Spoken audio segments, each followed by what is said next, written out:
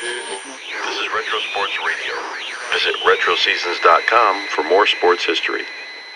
The San Francisco Giants faced the Los Angeles Dodgers at Dodger Stadium for Game 2 of the Pennant tiebreaker on October 2nd, 1962. The Giants won Game 1 of the tiebreaker after hitting Sandy Koufax hard in San Francisco and winning the game 8-0. For Game 2, San Francisco sent 24-game winner Jack Sanford to the mound to face the Dodgers' 25-game winner Don Drysdale. This audio recording is from the radio broadcast featuring announcers Russ Hodges, Lon Simmons, and Harry Carey. Well, for this very important contest out here this afternoon at Dodger Stadium, the lineup for the visiting Giants, leading off and playing at second base, will be Chuck Hiller. Chuck Hiller batting in the number 1 spot and playing at second base. Jimmy Davenport batting number 2, playing at third base.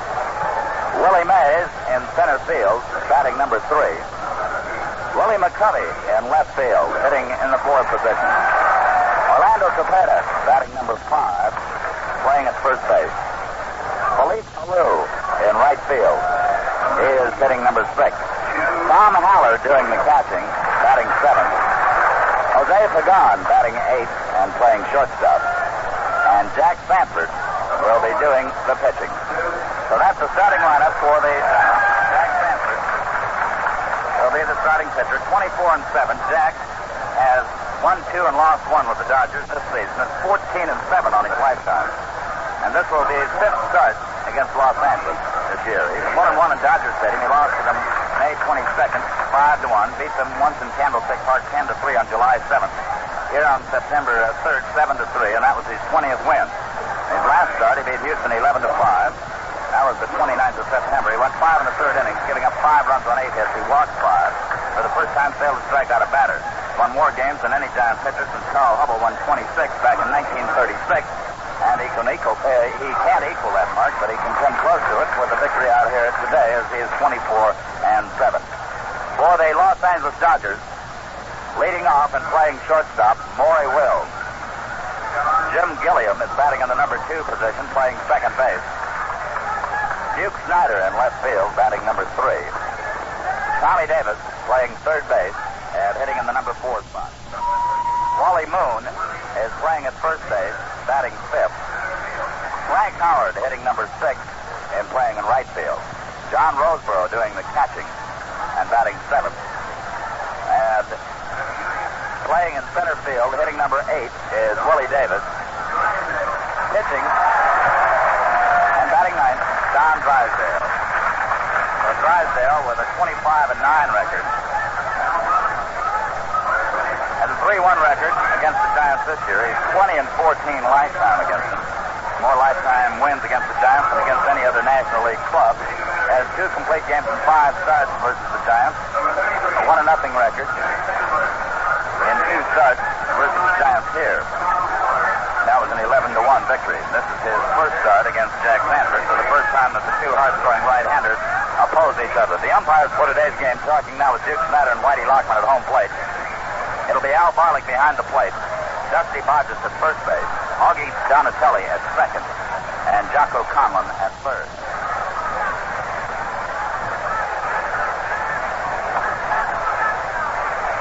Giants on the regular season won 3 and lost 6 against the Dodgers here at Dodger Stadium. The 3 they won came in the final 4-game series with the Dodgers when they took 3 out of 4 and got right back into the pennant race. Giants now with a record of 102 wins, 61 losses. The Dodgers 101 wins and 62 losses. Giants out in front of the Dodgers for the first time since, I can't remember when, back in early July sometime when the Dodgers took over first place. And the Giants yesterday, by virtue of their win, moved out in front for the first time.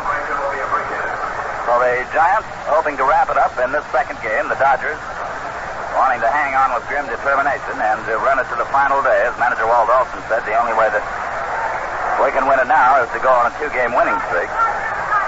The Giants trying to prevent that today, battling one of their old nemesis, Don Drysdale, and Jack Sanford having his greatest season, the man that manager Alvin Dark has called on to wrap it up. Jack who won his 20th down here the last time that the Dodgers and Giants met. Had great stuff from that ball game. And if he can bring that back with him today, then the Giants have got a real shot at it. Jack warming up to our right in front of the Giant dugout, Drysdale to our left. Ball game delayed slightly. The umpires now taking their position. And right now, we're going to have the playing of the national anthem.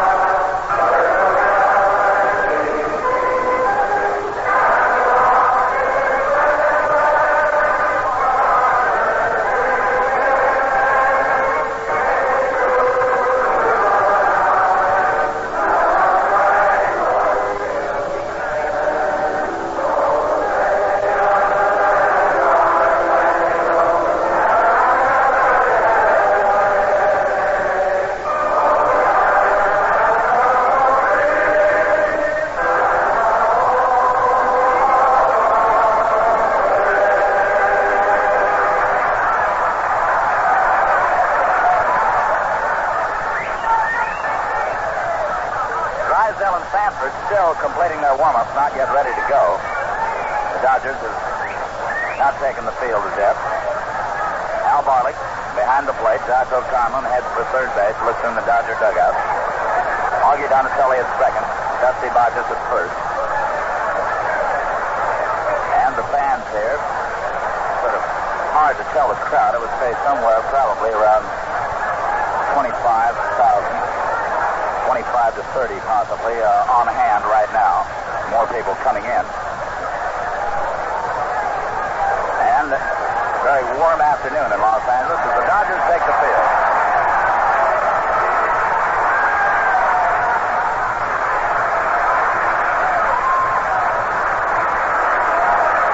Defensively in the outfield, Duke Snyder in left. Willie Davis in center, Frank Howard in right. In the infield, Tommy Davis at third. Maury Wills at short, Jim Gilliam at second, Wally Moon at first, Donnie Roseborough doing the catching, and Don Drysdale the pitching.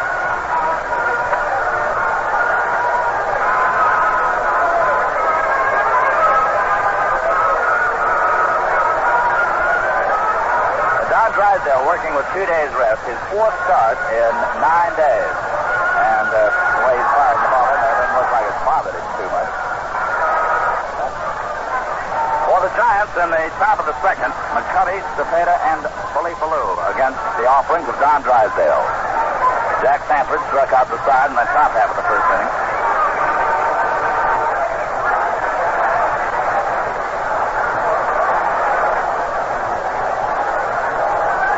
Willie McCovey standing off to the side.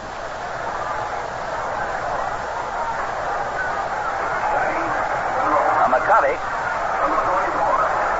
who has been known to cause Don Drysdale a little trouble, is up there at the plate.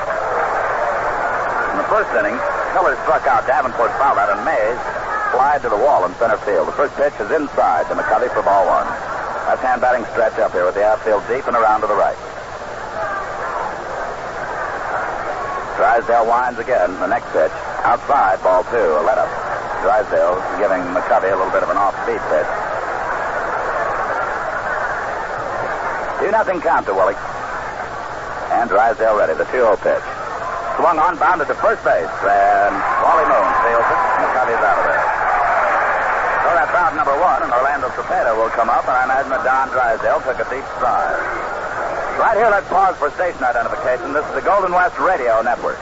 Hi, everybody. This is Don Sherwood. If you're a little rusty with your Spanish lessons, listen to me on KSFO in San Francisco.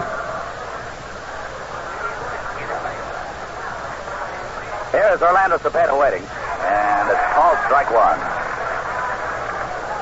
Breaking pitch over on the outside. Drysdale delivers the next one. Swung on a miss, strike two. 0-2 to Cepeda. Orlando with a batting mark of 307. Had a home run in yesterday's game.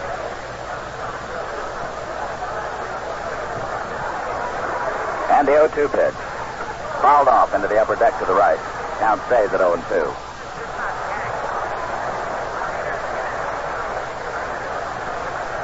Nothing and 2. One down. Bases empty. Top of the second. Giants and Dodgers 0-0. Drysdale goes to the Rosenberg. The outfield's very deep against Cepeda and almost straight away. Drysdale winds, and the next pitch. Line drive, base hit into left center field. Going over for it is Snyder. Cepeda takes the turn and holds on as Snyder fires in. The Giants have their first hit. The ball gets away from second base. Cepeda started to go to second, but when Wally Moon moved over to field it, Orlando came back to first. That'll bring up Felipe Alou. Sitting beside us, St. Louis Cardinal announcer Harry Carey. And Harry, one observation. I don't think I've ever seen two pitchers throw this hard in the same ballgame. They're both very sharp and both have real good stuff. This can be a tough ballgame for either team to win, Lon. Don Drysdale now set to pitch to Alou. Felipe up here had a double in the first inning of yesterday's game. Waits for Drysdale's first pitch.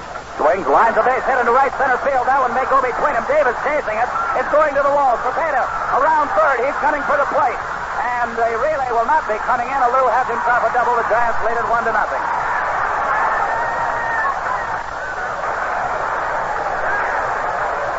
Felipe Alou cracked the curving liner into right center field that rolled all the way to the wall at the 390-foot mark. Cepeda digging around the bases. Came in to score. The Giants lead by 1-0, and Tom Haller will be the batter. So Felipe Alou drives in his 98th run of the year. Haller up here, swinging left-handed against the offerings of Drysdale, hitting at .262. 18 home runs. He's had 3 home runs here at Dodger Stadium.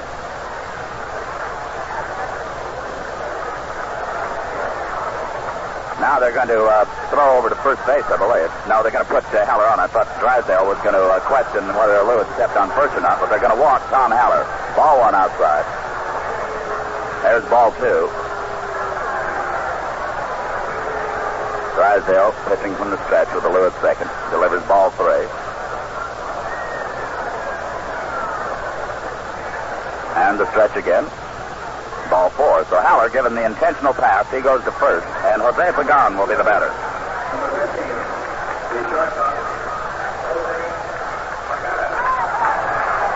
So Jose Pagan, hitting at .253, has driven in 57 runs on the year. Drove in 2 yesterday with a double. The outfield straight away and medium deep. Duke Snyder fairly deep in left for Willie Davis and Frank Howard in center and right, playing quite a bit more shallow. Alou at second, Haller at first. Stretched by Drysdale for the pitch to Pagan. Inside, almost hit him in the knee. Ball 1.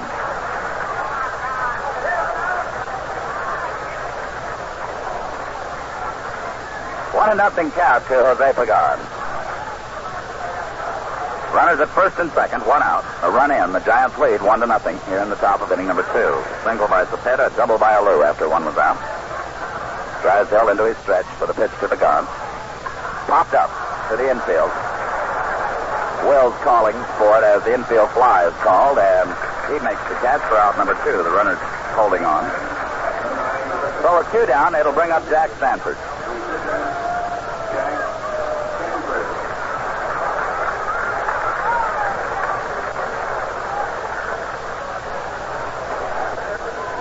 So Jack Sanford comes to the plate with Alou at second, Tom Haller at first, a run in. Sanford looks now at Whitey Lockman to see if anything has been put on. With 2 outs here, he'll be called on probably to swing away. Although, with Tommy Davis playing as deep as he is at third, Jack would have an opportunity to try to drop one down and beat it out. Here's Drysdale's stretch in the pitch, low for a ball, 1-0. 1 ball, no strikes. Outfield medium deep against Sanford, although Frank Howard is playing pretty shallow in right field for Jack. Sanford gets a hold of an outside fastball. He could put it over Howard's head. Here's the stretch and the next pitch. Low, ball 2, 2-0. 2 balls and no strikes to Jack Sanford. 2-0 count, 2 outs. Felipe Alou at second, Tom Haller at first, a run in. Drysdale going to the rosin bag. Jack Sanford calmly waiting at the plate. Runners getting their lead as Drysdale stretches. 2-0 pitch. Slight foul into the stands to the right. That one rebounds all the way back out onto the playing area. Or Dusty Barges, the first base umpire, fields it. So the count is 2-1. Sanford took sort of a half swing on an inside fastball. 2-1 count to Jack, batting in the top of the second. The Giants lead 1-0. John Roseborough with a sign. Alou getting his lead at second. Haller from first as Drysdale takes the stretch. 2-1 pitch. Strike two calls. And it's 2-2. Good fastball at the knees. 2-2 count to Sanford. Time is called now as the baseball is back behind home plate. 2-2 to Sanford. 2 outs. Alou at second. Haller at first. A run in. After McCovey grounded out, Cepeda singled to left center. Alou doubled to right center to score Cepeda. Then Haller was intentionally walked. The Don popped out. 2-2 pitch, foul back by Sanford. And it stays at 2-2.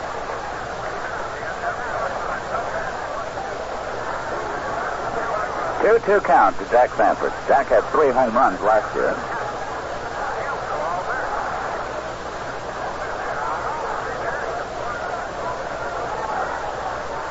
Got to hit it a first piece if he would have hit one out here. Willie Mays in the first inning gave one a 410-foot ride to the wall in center, and Willie Davis made the catch. Maury Wills now has moved well over by second base, leaving a big gap in the hole to the left. Stretch for the 2-2 pitch. Strike 3 calls. Sanford pitch. So here in the second, 1 run, 2 hits, no errors, 2 runners left on. We go to the bottom of the second, and the Giants lead it by a score of 1-0.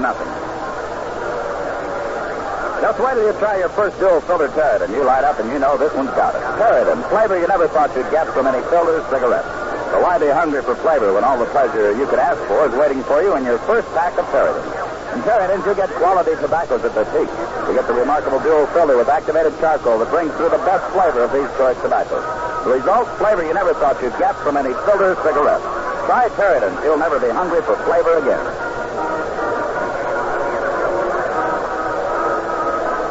Manager Alvin Dark is out to talk to home plate umpire Al Barlick. They're discussing something, not heatedly, but talking situation over.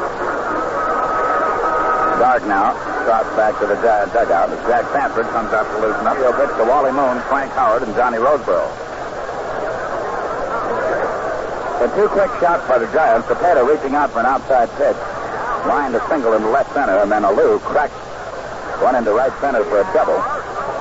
Who scores Cepeda, and the Giants have a 1-0 advantage as Sanford comes out to pitch the bottom of the second.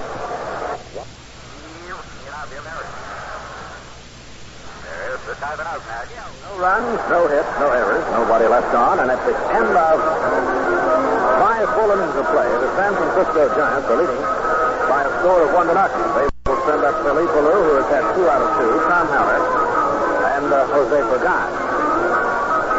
In the second inning, after McCovey had grounded out, Cepeda singled to left field, and Felipe Alou hit one that he really used the radar on, a beautiful line drive, but just in between Willie Davis and Frank Howard to roll to the wall, and Orlando Cepeda scored. And that's the only scoring the Giants have done, although they've had runners on the bases in every inning but the first inning. Miller was hit by a pitch in the third, and McCovey walked with 2 down, but Cepeda flied out.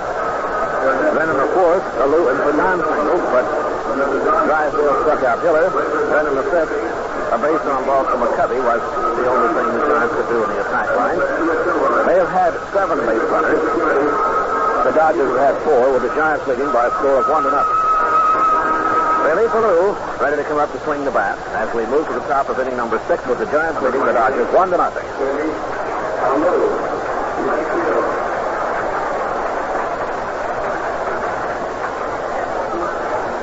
Drysdale to the Rosenberg with the outfielders playing Alou straight away. many of his 25 home runs were hit to straightaway center on the year. Drysdale looks over the Giants' right fielder. Into the windup, the pitch to Felipe, a curveball on the inside, a called strike.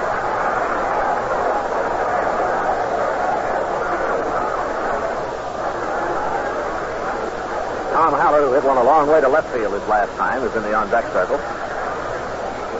One strike to count as Don Drysdale looks over Felipe Alou, delivers again. There's a swing and a foul. The ball dropped by Johnny Roseborough. Strike two.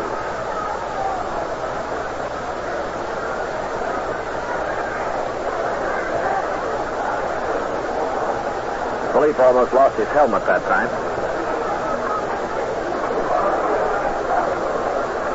Drysdale to the rosin bag. Alou moving a bit more in toward the plate now on this two-strike count. Holds the bat high. Drysdale throws, and Felipe swings and misses strike two. Number 4 for Drysdale, the Giant batter, Tom Haller, who has walked and flied out to left field.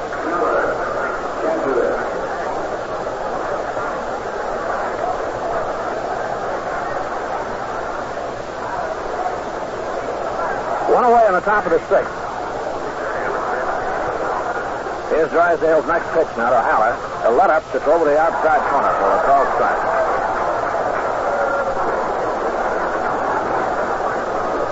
One strike to number 5, Haller. Don pumps and throws again. Haller swings and laces a line drive foul down the right field line. Wally Moon at first base charging across the line, but he could not get the glove on the ball. 2 strikes to count to Tom Haller. As Drysdale gets the sign now from John Roseborough. Straight away and deep defense against Haller. The Dodgers have a lot of respect for Tommy. He hurt them with that long ball. Here's the 2-strike pitch. High and inside. Haller had to fade out of there in a hurry. That one was up near Chinsville.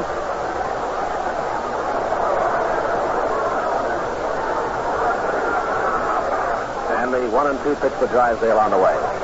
Wines throws. Haller takes high and away. It's ball 2 and strike 2.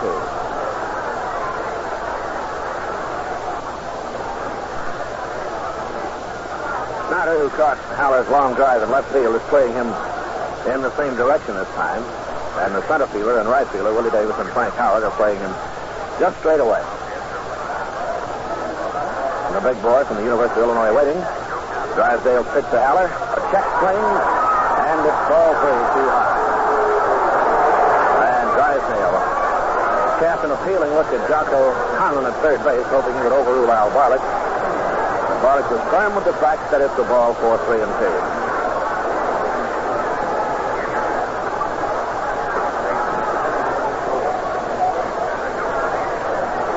3 balls, 2 strikes. We're in the top of the 6th inning. The count to Haller has gone to 3 and 2, and the Giants lead 1-0 with the bases empty. There's 1 out. Drysdale looking down the alley now to get the sign from Roseborough. Into his windup. The big fella rears back and throws inside to Haller. And Haller trucks to first base with a base on balls. The 4th off Don Drysdale. And Jose Pagan, who has popped to short and singles a deep shortstop, will be up here for the Giants.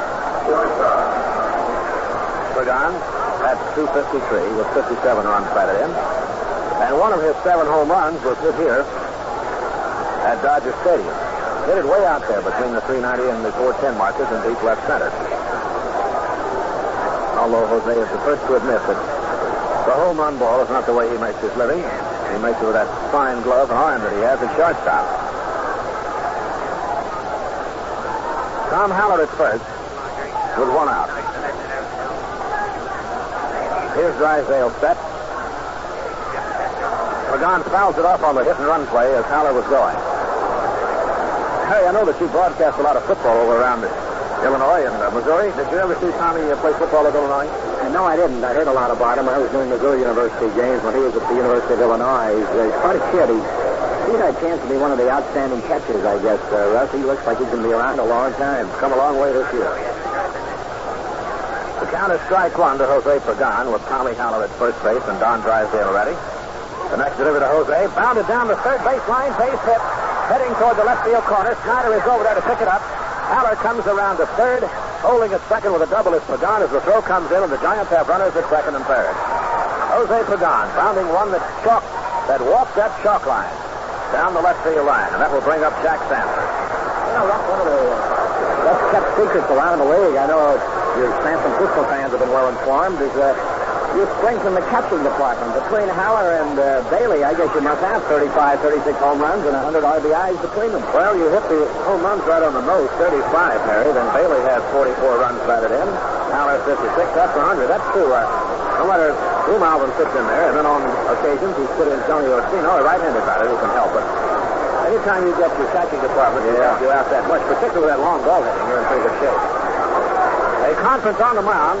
Walter Alston out to talk to Don Drysdale. And Wally Moon came over to get in the conference. Tommy Davis. And the conference is about ready to break up. You know, since the Folgers Coffee Company paid more money for premium mountain-grown coffee beans, you'd think their coffee would be more expensive, but it is not. So in a situation where Alvin Dark can make up his mind two ways, he can have Sanford swing away because he's got the top of the order coming up next with only one out. Or he might elect to have Jack attempt to squeeze bunt. But with the infield playing in the way it is, that's going to be difficult. But we'll see what happens. Sanford has struck out and forced a runner. Haller down the line at third. Pagan from second. Giants lead 1-0. The pitch to Sanford, a low curveball outside for ball one. Now, for the first time today, activity in the Dodger bullpen. We can see Peronowski throwing down there. We can't see the other fellow, but it's more than likely Ed Roebuck. They're way in on the right side of the infield. Maury Wills fairly deep at shortstop. Drysdale ready, throws to Sanford. A slider, good for a foul strike on the inside, and it's 1-1. Sanford has not indicated at any time that he's had the bunt sign. He looks down to Whitey Lockman again. The Giants have had the scoring opportunities today. They've had 4 bases on balls and 5 hits. Dodgers in on the right side of the infield, very shallow. Tommy Davis right at third base with Tom Haller. Don Drysdale ready. Pitch to Sanford, taken outside for ball two, and again, Jack was going to swing. He did not assume the bunting stance. The greatest play in baseball can be the most beautiful thing in the world, or you can look so darn silly. It doesn't work. Drysdale from the stretch, not winding up. Throws to Sanford, who tries to bunt it and fouls it off. They were sending Haller, with Pagan going to third. Sanford bunted his foul down the first base line, and the count is 2-2. One down, Hiller in the on-deck circle.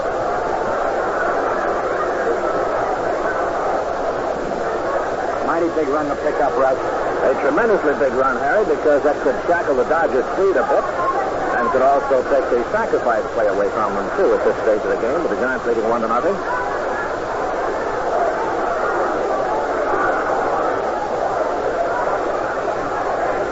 Haller just a couple of feet away from third base as Don Drysdale looks in again. A big right-hander ready as Sanford waits. Pitch to Sanford, swung on, foul back. He lost a grip on the bat, and it rolls out to the mound. You can tell that Jack's been in the ball game. He's showing the perspiration through his sweatshirt and through his uniform shirt. He didn't get much of that one, but he wanted to stay alive up there. Just trying to meet the ball and hit it someplace and trust that the ball could go through. The Giants ahead by 1-0 on a single by Cepeda and a double by Alou. In this inning now, after Alou struck out, Haller walked and Pagan doubled into third. Sanford, up here with a count of 2-2, has fouled off 2 as he attempted to squeeze once and the next time swinging. So it's 2 balls and 2 strikes as Don Drysdale looks in for the sign from Roseboro. The big right-hander sets and gets ready to deliver. Sanford bunts it back to Drysdale, who cannot throw to the plate. All hands are safe. Tommy Haller scores as Drysdale falls down. Sanford beats it out. And Pagan is on at third, and the Giants lead 2-0. The 2-strike squeeze. Well, hey, that one bounced right. Boy, that's daring baseball. Marvelous baseball, Russ. Everything is when it works, but certainly picked a good pitch. It was right down there where he could handle it. And you notice where Sanford's bat rolled, I think that Drysdale was a little bit distracted by the bat and trying to feel the ball. And for some reason or other, even though Drysdale fell down, they have scored it as an error.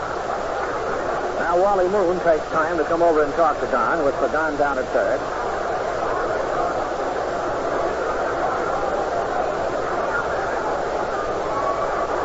Even though it is scored as an error, Sanford will get a run batted in.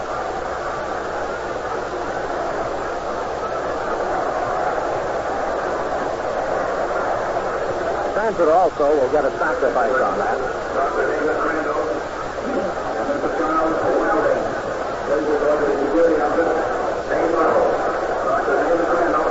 Now Tommy Davis comes over to talk to Don Drysdale, who was just in at the top of the order. And Chuck's a good punter, and it could happen again, although since he swings the bat very well, they might want him to be swinging. Sanford at first, Pagan at third, the Giants leading 2-0. Drysdale looking in to get his sign from John Roseborough. Working from the stretch, the runner's ready to go. Mr. Hill is swung on and lined into short right field. Frank Howard comes charging in at the base hit in front of him, and Pagan comes in to score. Sanford stops at second. And the Giants lead 3-0. Pagan was holding at third, waiting to see where that ball was going to go. And as soon as he saw it hit the ground, he took off. And Stewart to make it 3-0 San Francisco, and to bring up the Giant third baseman, Jimmy Davenport.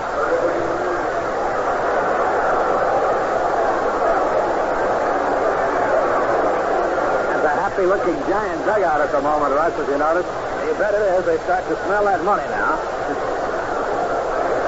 What a difference a few days can make, huh? And a few days hits had. Davenport, the Giant batter now, with Sanford at second and Hiller at first, with the Giants leading 3-0. Drysdale ready, throws to Davenport. Swing, line drive, it's left field for a base hit. Sanford coming around third. Here comes Duke Snyder's throw. Into the plate. Jack Sanford slides, he scores. The Giants lead 4-0. Harry, one thing about it, throughout the season, Jack has had difficulty. After he has done a lot of running, as he has in this inning, he has faded a bit in the stretch a couple of times. So you can see that Mays, the next Giant batter, is not coming up to the plate. He goes back to change the bat. Those extra few gulps of air are good ones for a while. Yeah, he's had a tough round on those bases at that. And he can use a little bit of a breather here. And maybe the Dodgers might participate in that because they may have to change pitchers. There's Walt Austin at the top of the dugout. The reason he was up there is Tommy Davis that called for the ball at third. Here comes Leo, and there probably is going to be a pitching change. Billy O'Dell is trotting down to the Giant bullpen so that the Giants will have some left-handed relief as necessary. The reason Austin had come out, Harry, was Tommy Davis had called for the ball at third, going to claim that Sanford had missed the bag, but Josh O'Connor waved him away. He lost the game in the Polo Grounds this year on a play like that, by the way. Yeah, talking about Sanford perhaps being a little bit winded here. I think that you fellows could gamble your chances on his losing a little bit of stuff for those 3 additional runs in this inning, wouldn't you? Well, I'm sure they would, because the Giants have well-rested pitchers, and for that reason, you can see activity in the Giant bullpen right now. Billy O'Dell is starting to throw. We'll pause here for station identification. This is the Golden West Radio Network. Well, again, reminding you, from Labrador to Latin America, KSFO reporters always have the real story. For the best news, it's KSFO in San Francisco.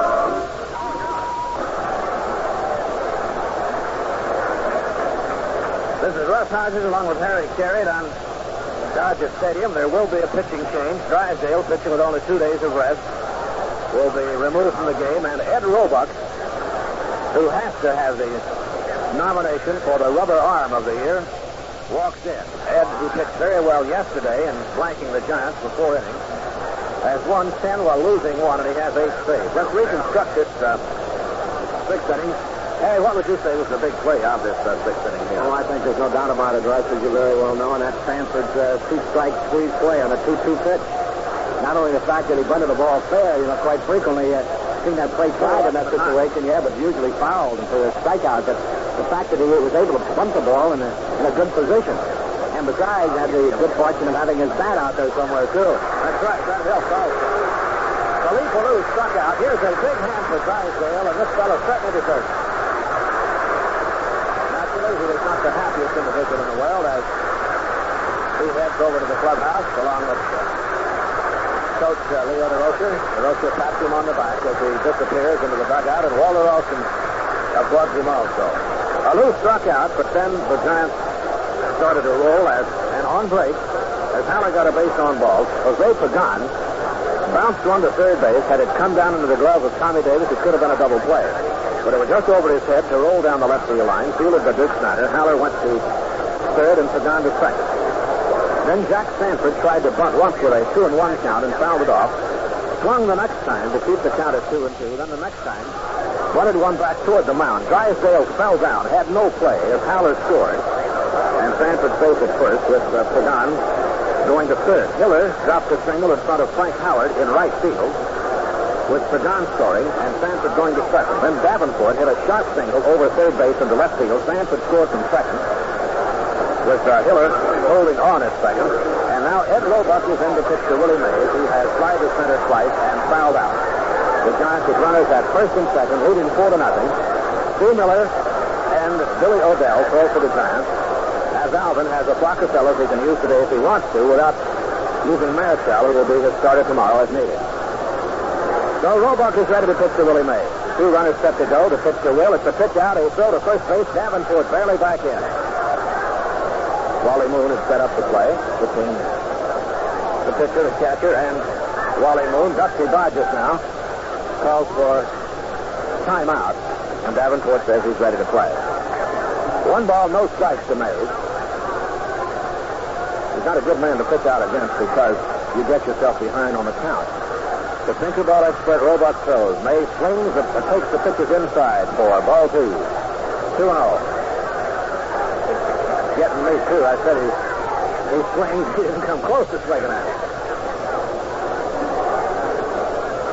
Hiller is the second. Davenport is at first. The Giants lead 4-0. Roebuck delivers inside to Mays for a count of 3 balls and no strikes. Somebody just kicked over a chair. It was a premature celebrant. He just tripped a little bit, I guess. They count 3-0 to Mays, and he looks to see if he should be swinging. Roebuck delivers to Willie Mays a curveball, a called strike, and it's 3-1.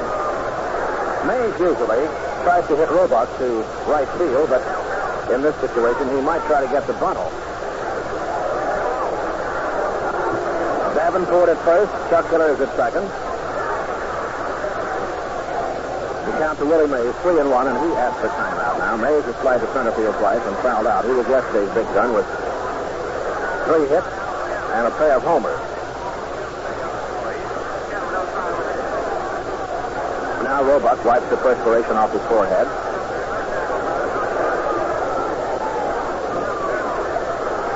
Gilliam has moved over very close to second base. Howard in right center, giving Mays all of the right field line. They had Roebuck ready. 3-1 pitch to Willie Mays, swung on, bounded deep to third base. Tommy Davis juggles, but throws to second in time for the force out. Mays at first, with Hiller coming down to third, and Willie McCovey to swing the bat. You know, Russ, I can't get over the emotional impact in baseball. A week or so ago, or several days ago, when we saw the Giants, they looked so down and out. Now you wouldn't know it's the same ball club. This looks like the Giant ball club that, well, it grew early in the season. Yeah, they seem to be on their toes, taking advantage of every break they can get today. Willie McCovey will be the batter. He has grounded to first and walked twice, and Roseborough and Roebuck will have a little conference.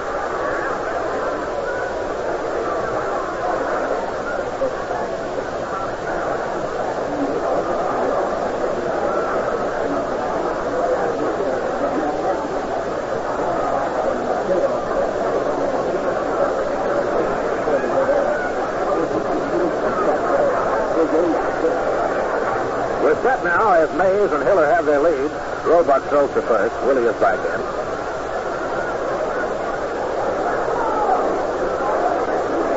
Now the pitch to McCovey. Low and outside with a sinker ball for ball 1. The Dodgers have such a wholesale respect for McCovey that they've walked him twice. They haven't given him anything approaching a good pitch since he grounded out in the second inning. The Giants lead 4-0.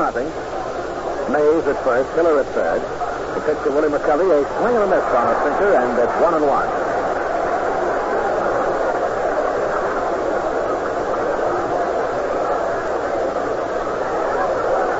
This is giving Sanford some good rest over there. Eddie Roebuck comes to the set position again. Goes to first base. Willie Mays gets back in. With Mays on and Hiller at third, the Dodgers could be suspecting a double steal attempt. Roebuck pitches to McCovey low and inside for ball two. There are two down, runners at first and third. The Giants have scored 3 times to lead, 4-0.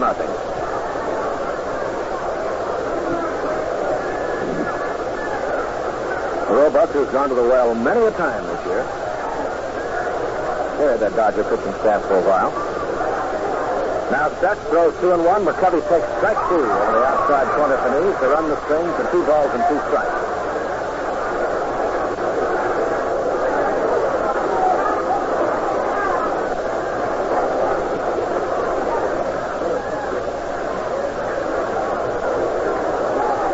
Number 44, Willie McCovey waiting. Roebuck comes set. Throws 2-2. Low and outside, ball 3, so Mays will be running on the pitch. With Orlando Cepeda waiting in the on-back circle to the right of the plate. Ernie Bowman leading his cheers from the Giant dugout.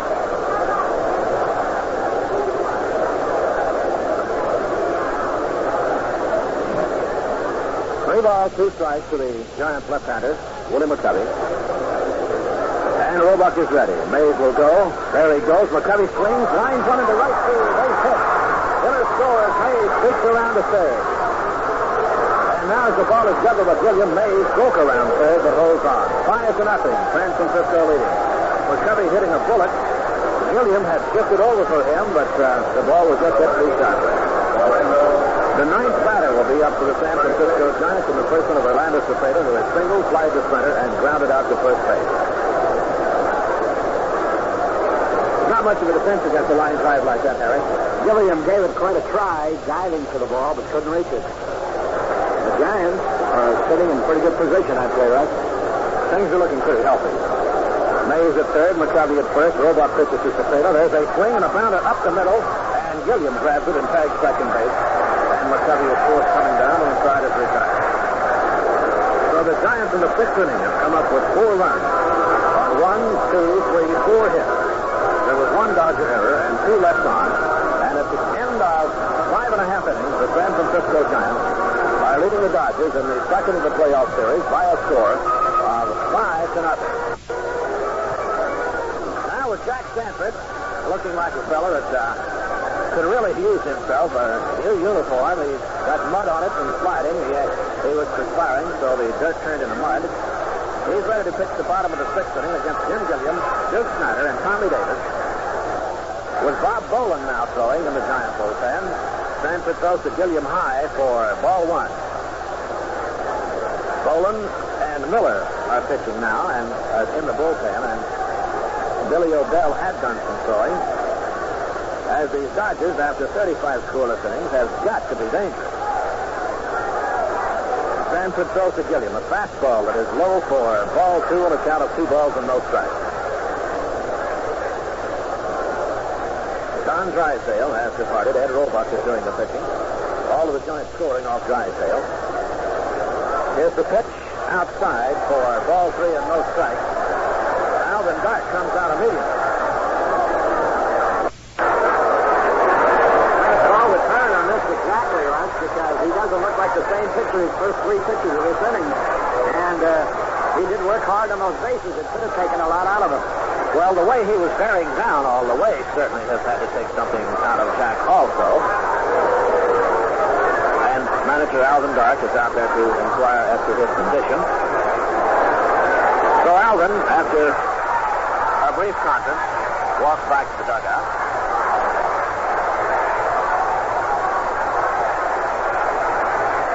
Hey, Russ, does Chump Feeney suffer like this every day? Every day. I mean, from opening day on. Boy, he's making a nervous wreck out of me. It's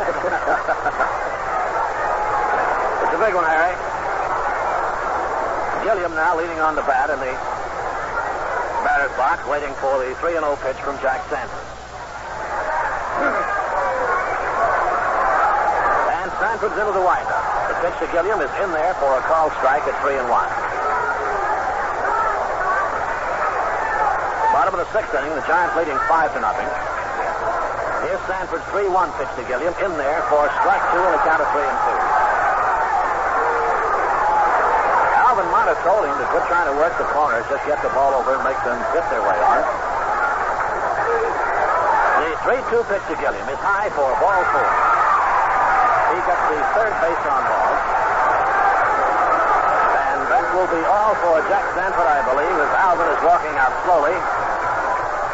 And now also there will be a defensive change, I believe, as we see Matty Alou getting up, which more than likely means the left-hander coming in. Alvin plays that percentage, Harry. He likes to have a very fast outfielder in when a left-hander is pitching, due to the fact that they're more likely to hit that ball to left field. But he has not indicated the left-hander as yet. It's going to be Stu Miller. Well, you got the lead here, Russ. This ends it if you win it. You can't think about tomorrow. You got to win it here today. This probably never have a better chance. Alvin Dark is pulling out all the stops. He will put Matty Alou in left field and bring in Stu Miller, who has pitched back to his last season form in his last outings. Despite his record of 5-8, Stu has been in on 13 saves.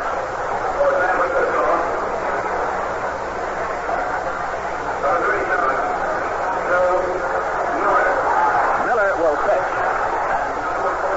And Miller will bat in the number 4 position, and Matty Alou will hit in the number 9 position.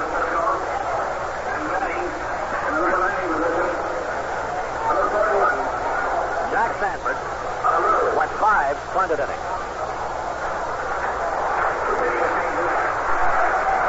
Make those notes if you're keeping score. Matty will bat in the number 9 position, which means he might bat here in the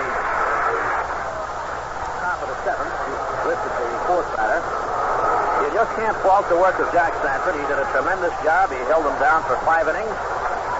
Goes into the dugout, gets congratulations from everybody there, and now he'll tough it out in the clubhouse, either on radio or TV. That's an important 5 innings he pitched, Russ, because he held the opposition scoreless until you had a chance to build up a lead. In other words, he pitched the most important 5 innings of this ball game from the way the game is developed. Particularly against Drysdale. You don't want to have to come from behind against him because he gets tougher as the day goes by. Sanford pitched well enough to get him out of the ball game. And then Alvin has Bob Boland, Don Larson, and Billy Odell that he can use today if he has to without disturbing his starter for tomorrow, Juan Marichal, if they have to have him tomorrow. So Duke Snider will be up to bat against Stu Miller, who will take the number 4 spot in the batting order, vacated by Willie McKelvey, who has just been relieved. All right, we're set to go. Things far from settled for the Pennant of 1962. Duke Snider, the batter. On at first base, Jim Gilliam, who makes very good contributions to the Dodgers' cause with those bases on balls. He just got his 92nd. Snider waiting. Miller gets set. He delivers to the Duke. A curveball is swinging on that strike one. Snider has walked and flied deep to left field. Tommy Davis will be the next batter up.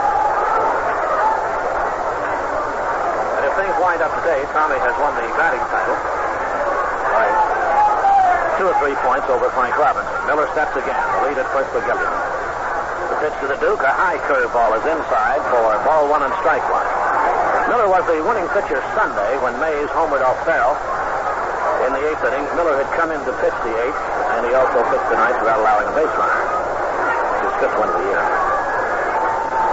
Cepeda behind Gilliam at first base as Stu Miller gets set for the 1-1 delivered to Snider. Miller throws. Duke swings. Lines to try.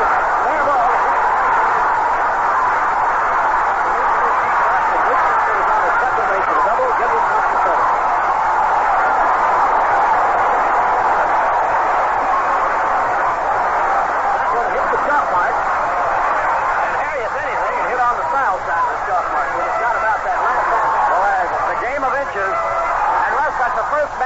Third base for the Dodgers in their last 31 innings.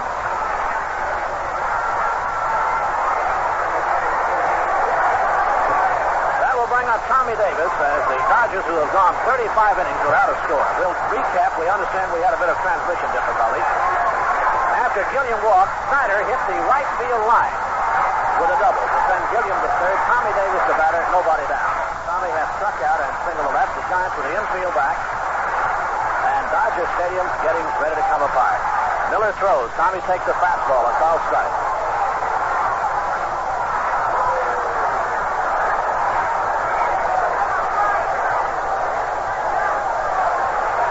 You can see where that ball hit. It was a fair ball, no doubt about it. It took about half an inch off the chalk mark on the foul side. Miller throws again. Tommy Davis takes inside for a ball, and the count is 1-1.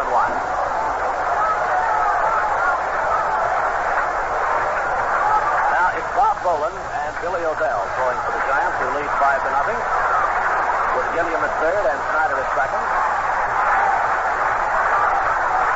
And here's the windup of Miller for the next pitch to Tommy. Curves him low and outside for ball 2 and strike 1.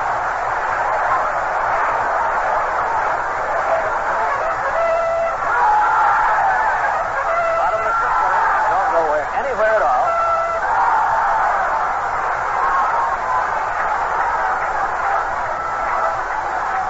Now getting set for the 2-1 pitch.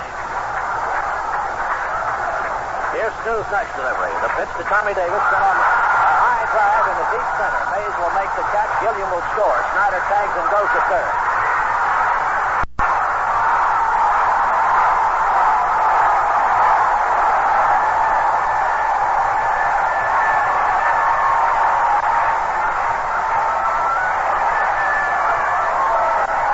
It took the Dodgers 35 1/3 innings to score, and that's why you're hearing that big roar from the crowd.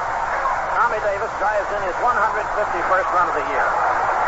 Wally Moon will be the batter, and he has a chance to drive in another one with Duke Snyder at third. A long, high sacrifice fly to center. The Giants with the infield back again. Miller throws to Wally Moon, who ran up to bunt the ball, but took it inside for ball 1. The Giants lead 5-1. That roar from the crowd sounded as though he hit a grand slam, but they were so happy to see the Dodgers finally break that scoring streak.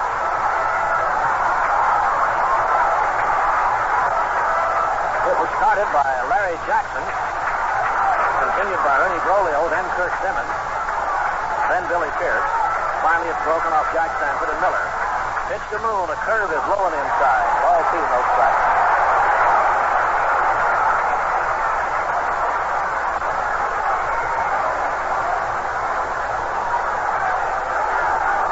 Former Cardinal, who stands deep in the batter's box, the left-handed batter. Miller throws to Wally. There's a curve hit foul down the first base line, bounded by the first base coach, Greg Malevich.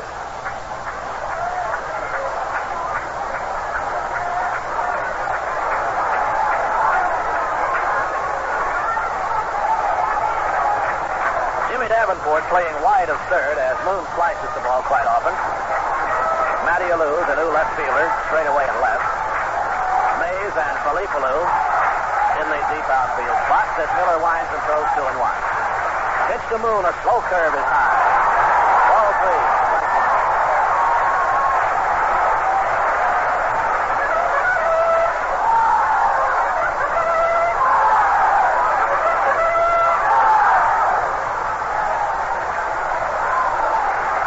3-1 pitch on the way. Wally takes a fastball. He was taking all the way. It's a call strike for 3-2.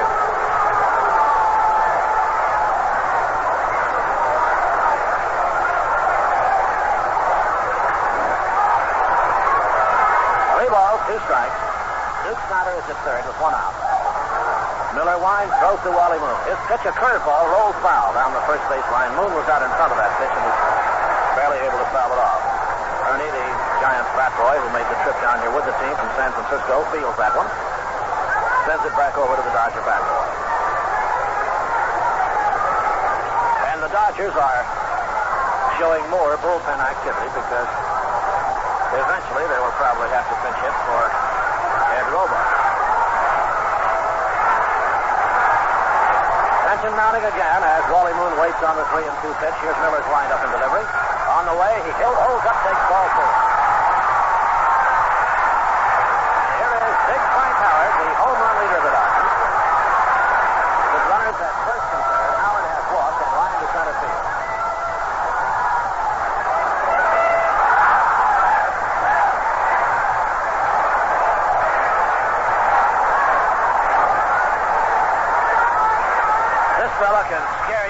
showing up at the ballpark.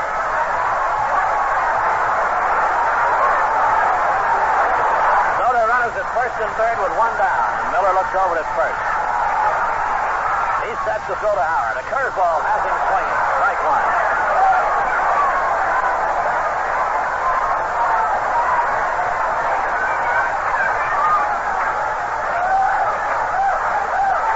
Used to handle Howard easily, but Howard has been getting more base hits off Stu this year. Miller pitches. Howard takes high on inside. Ball one. Frank has struck out 106 times, and he has walked 38. He has 117 runs batted in with 31 homers, 6 triples, and 25 doubles. Now with runners at first and third, the Giants lead 5-1. Miller throws to Frank Howard. A curveball that has him swinging. Strike two.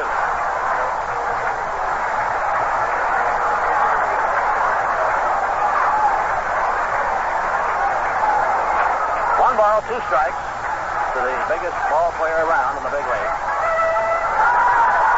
And Stu Miller with his sign from Tommy Haller. Moon leads at first. Stu gets set, throws to Frank Howard outside for a ball, and the count is 2 balls and 2 strikes. Remember that first series here this year when Howard drove in 12 runs against the Giants? Boy, they couldn't do anything with him. Now Miller, the calmest person in the place, rubs up the baseball. And is set to throw 2 and 2 to Frank Howard. His pitch to Big Frank. A curveball. Miller got that one too high. Coming in to score is Snyder. Runners at first and second with Johnny Roseboro.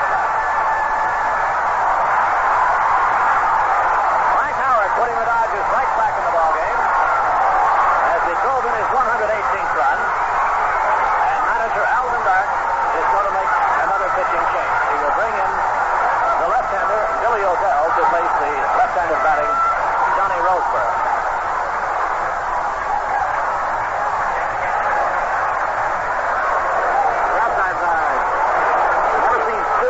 With his pitches as high as he's been here today. Everything he seemed to throw seemed to be up, and he liked to keep that ball down. That was the pitch he thought would be a strikeout pitch, but it was up in Howard's eyes. In fact, up where that ball was, we wouldn't have been surprised to see it riding out of here, Harry. Well, this has got to breathe a little life into him.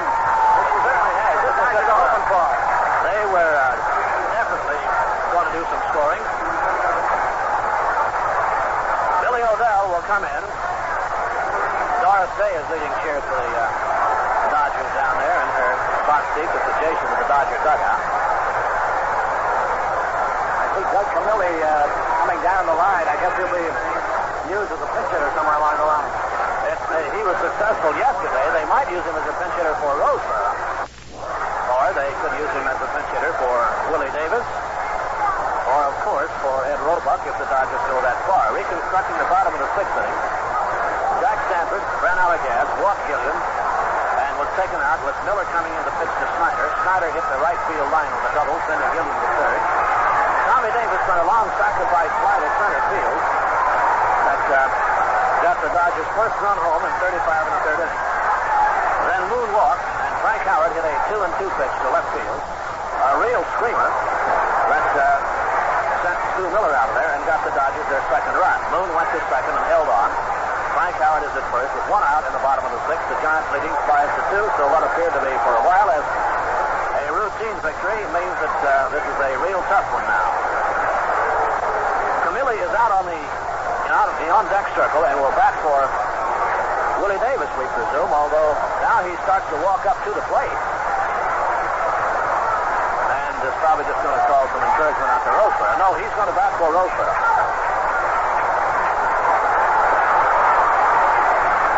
Boy from Santa Rosa, California, a fine gentleman and a great catching prospect, is batting .279 on the season. Has batted in 22 runs with 4 homers, 2 triples, and 5 doubles.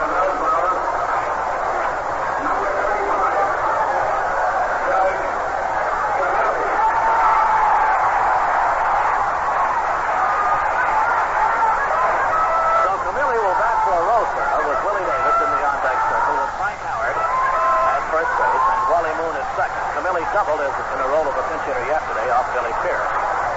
Tom Haller had charged over to the Giants dugout to say something to manager Alvin Dark.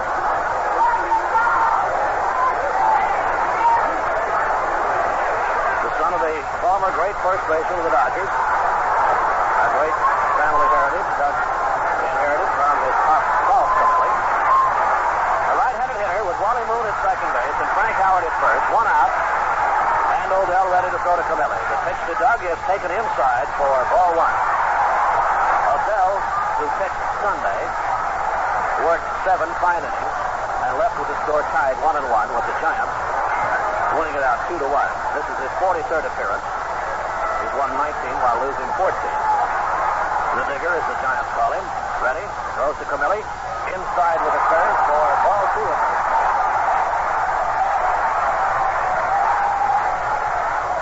Bob Bolin and Don Larson loosening for the Giants. But only one away, the Dodgers with their biggest threat of the last week. Staving off, or doing all they can to stave off elimination from the pennant race. Odell throws a curve that pops for a ball 3.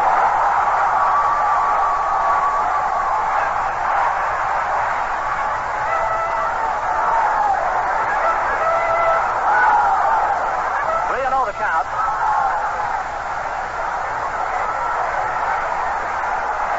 Howard leads at first, Wally Moon at second. Odell has not been close with any of these pitches. Now he throws 3-1. The pitch is in there for a called strike. He threw 3-0 and it's now 3-1.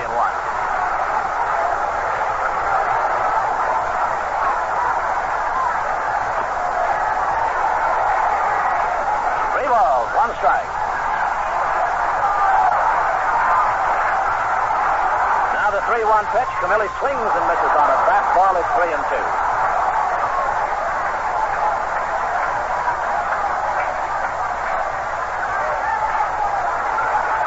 3 balls, 2 strikes. Camilli saw some service with the Dodgers last year. All right, the 2 runners ready to go as Odell throws to Camilli, and the ball fouls off the mask of Tom Haller. You think you can't live a long time in one of these situations? Harry, you can be relaxed because you're a disinterested spectator. Not really, Russ. I'm pulling hard for you. All right. Count 3-2 to Doug Camilli. Howard at first, Wally Moon at second. Billy Odell set, throws a fastball line to right field, base hit. Wally Moon rounds third, they hold him up, and the bases are loaded as the throw comes through. We'll pause for station identification. This is the Golden West Radio Network. Confusion, construction, or chaos, I'll guide you through, dear friend. This is Jack Carney on the Commute Club Daily on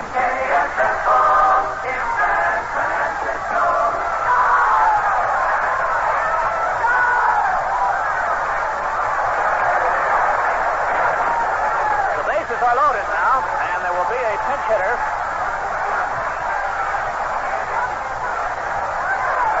Andy Carey will bat for Willie Davis as the Dodgers are pulling out all the stops as they have taken out their regular catcher Johnny Roseboro and now have taken out their regular center fielder Willie Davis, and Andy Carey has been announced as the pinch hitter as manager Alvin Dark is on the top step of the dugout but has not made a move as yet.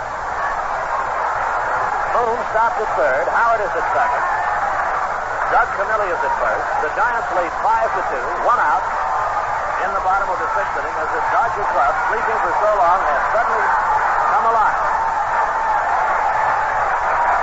Andy Carey, a right-handed batter, average of 234. Odell and Carey faced each other in the American League. Odell throws to Carey. There's a swing and a foul. Strike 1.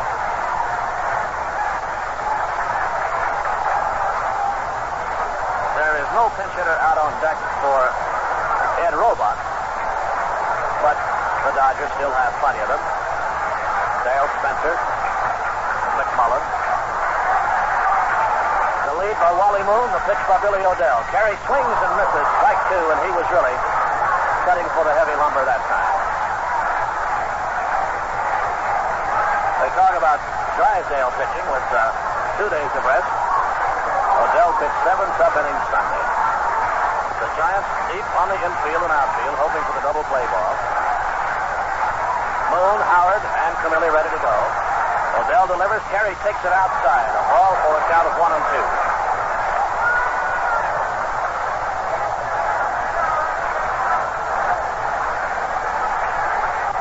This is when the managers start to outthink each other. Here's Odell delivering to the plate. The pitch to Carey swung on and grounded foul, and Leo DeRocher had to do the hop, skip, and jump at third base.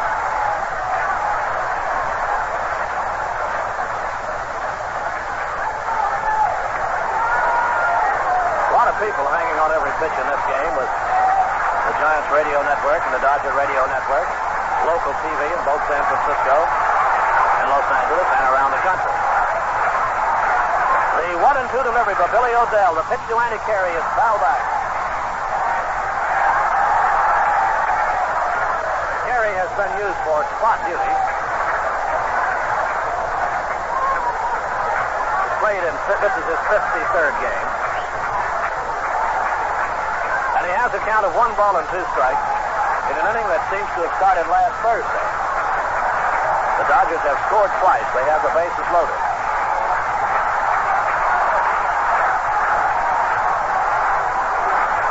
Odell checks with his catcher again as the runners are set to go. Billy into the windup. Pitch to Andy Carey. Low for ball 2 on a count of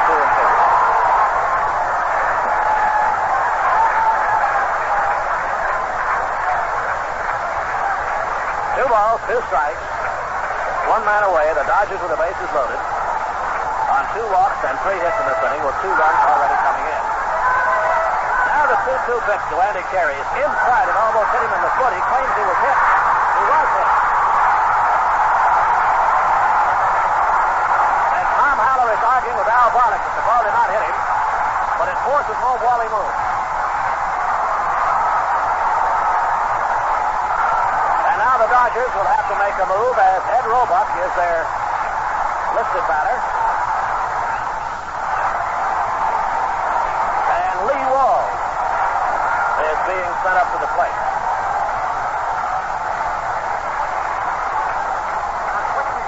Change, Russ. That's why people turn out to see baseball all the time, right? They're waiting for the announcement of Lee Walls and then probably a pitching change with the Giants.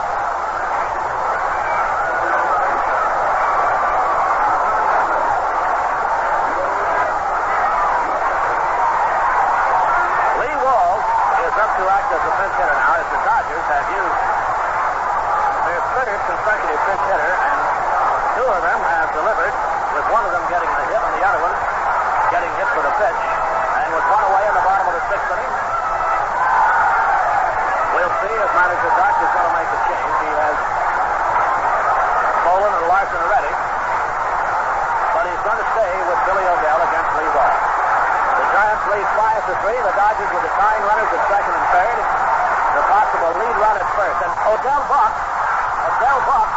Wait just a moment. Jocko Conlon had taken exception to something and had called timeout. We thought he was calling a balk.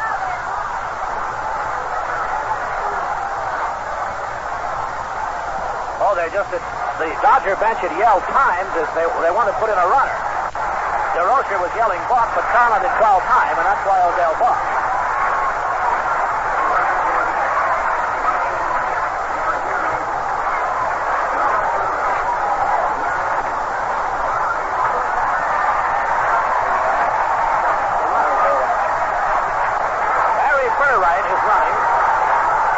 Throws to Lee Walls, misses outside.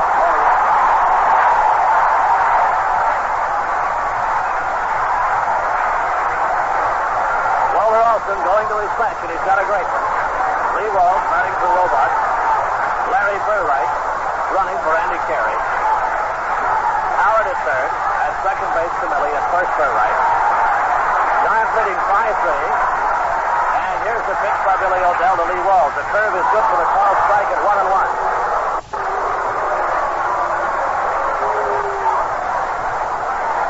We cannot see into the Dodger bullpen beyond one corner of it. We can see Peronowski throwing down there.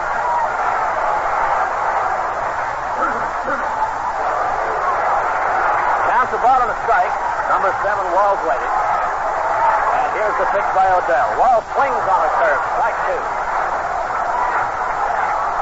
This is what you would want to see in a playoff. You'd want to see this kind of action, and the Dodgers are giving it to their fans.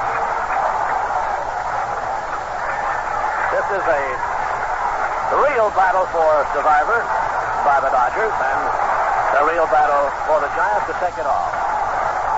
Billy Odell on the hill now with a count 1 ball and 2 strikes. The right-handed batting pinch hitter, Lee Walls, who has played first base and outfield and been used an all-around man. He's also played third. He's batting .262. Odell winds and throws to Walls. A curveball hit deep to left center field.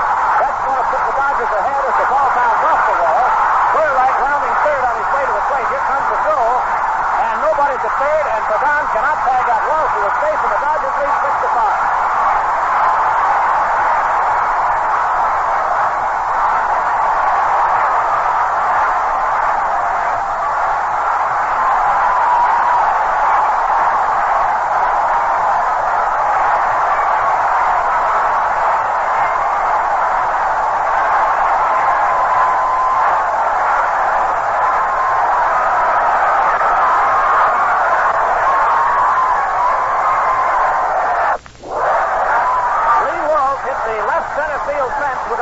To score them all and to send Billy Odell to the showers. And when Pagan and Davenport were both chasing Willie Mays' throw, Walls came on around to third. And the Dodgers have gone ahead 6-5, and they have to hold up production here while they take the cushions off the field as the fans have really been firing everything they could.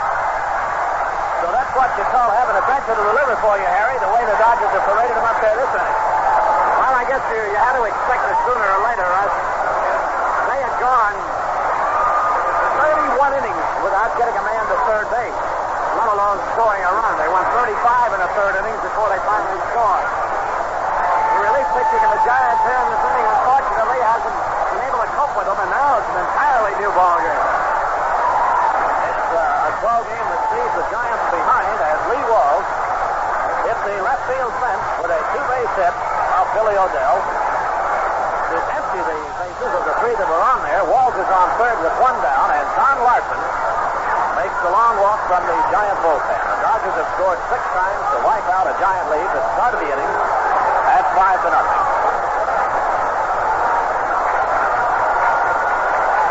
And Leo DeRocher is having a little conference with Lee Walls over there as Maury Wills will come on the bat, and these Dodger fans in their exuberance have thrown oranges and cushions and anything that they could get their hands on onto the field. So Don Larson will be the Giants' 4th pitch of the inning. Sanford started, then Miller, then Odell, and Billy did not get anybody out in his time there, and if the score were to remain this way, 6-5 Los Angeles would be charged with the defeat.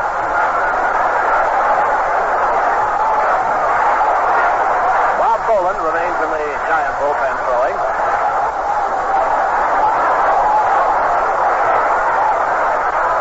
No matter what happens the rest of the way, Harry, they'll be talking about that bases clearing double for a long time here at Dodger Town.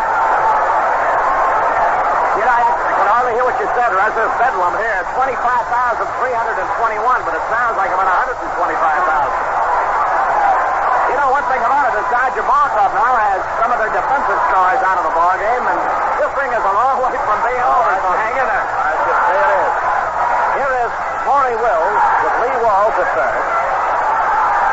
Maury, one of the more accomplished punters around, and Don Larson set the pitch to him. Larson making his 47th appearance.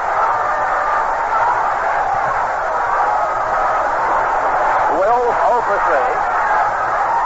Larson checking Walls at third. He throws to Wills, a strike called on the outside corner.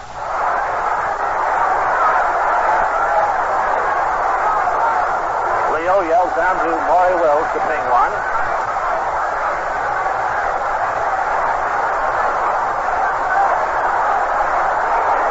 And now Wills decides that he will back out.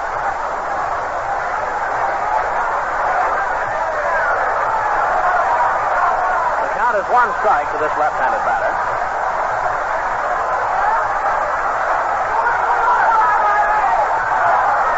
Larson throws. Wills takes this one outside. Ball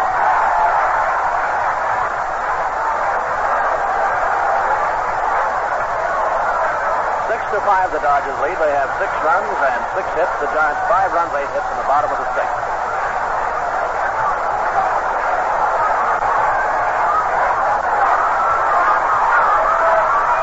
And Larson coming set with a pitch to Maury Wills. Big Don Wise delivers. Wills swings, fouls it back to the screen. Count it 1-2.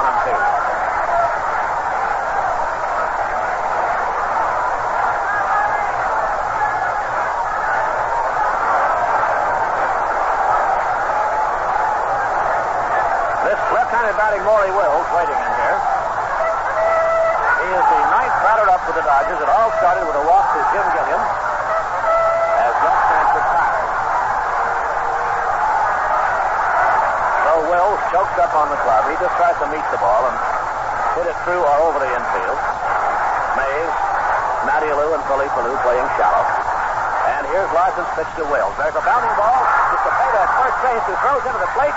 And Lee Walls is safe at the plate as Haller would strike and drop the ball.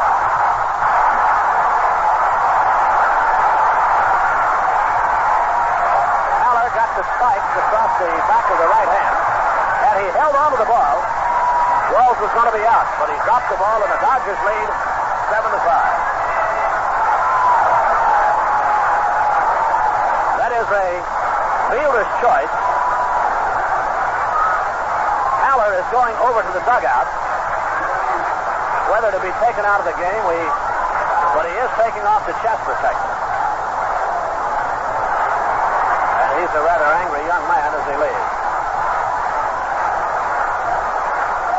Now, whether that means he is removed from the game, no, he is not removed. They want to bring in John Orsino. They will take Haller out and bring in John Orsino because they will want to use Ed Bailey for later pinch hitting duty. Made him make quite a play, Russ. I didn't think he had a chance at the plate, but as it turned out, the man would have been out. Haller, I think, has been charged with the error. A very excusable error because he was hurt on the play. He was spiked on the bare hand. He got it right across the back of the hand. The Dodgers have scored 7 times to lead now by a score of 7-5, and they have what the fans want to see, Maury Wills on at first base with Jim Gilliam coming up to bat.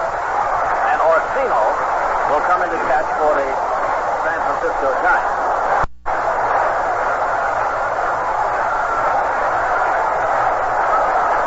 And it's a 7-5 score as baseball history being made here this afternoon at Dodger Stadium with the Dodgers coming from behind to go ahead 7-5 with a 7-run 6th inning. We will check on the condition of Tom Haller. Secretary Eddie Branick will give us the information as to how much of a laceration he suffered, and the loss of Tom could be a tough one, not only for tomorrow's game, but if the Giants get into the series.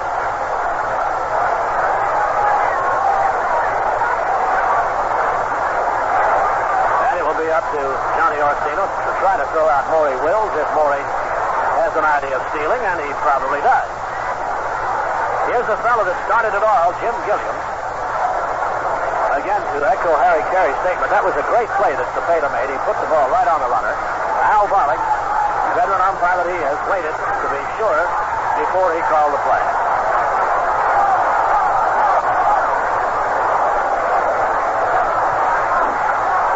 So Johnny Orsino will be making his 18th appearance in Giant uniform after working at Tacoma. Has a batting average of .255. And with this Dodger Stadium coming apart at the seams, the charge is being sounded. Gilliam is batting. Maury Wills at first base. And Larson picks up the roster bag, and now the start. Number 19, Gilliam hanging in as Maury Wills leads at first. Larson looks over there. Wills dances away. There he goes. The ball swung on and missed. The throw to second base is way in the center field. Mays up to the ball. Wills tries for third. The throw to third. And Wills is out. Willie Mays throwing a perfect strike to third. Hey, maybe, Harry, that's one way maybe you get Maury Wills out. I tell you, that Willie is something to see. He charged that ball like a shortstop, feeling it on the run, and threw all in the same motion and had him easily at third base. And getting that second big out could be the big play of this inning as Wills was on there with a good hitter up here in Gilliam. Gilliam swung at the pitch for strike one. Give Orsino an error on the throw. And Mays an assist for his perfect peg to Jim Davenport. And Larson sets the pitch to Jim Gilliam. And now Gilliam backed out just as Larson was ready to throw.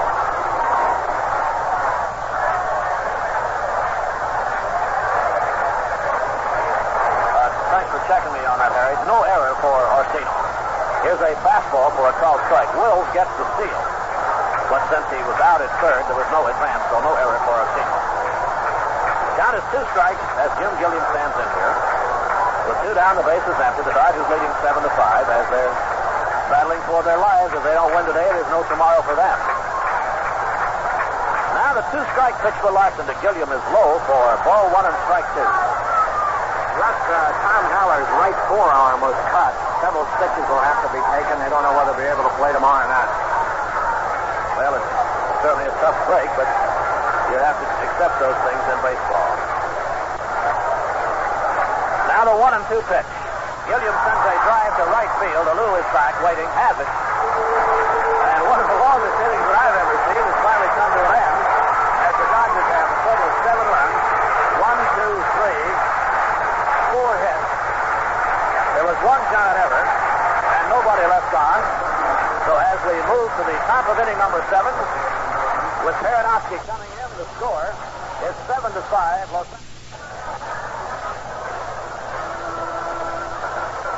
Set to go to the top of inning number 8 and the middle of this giant batting order.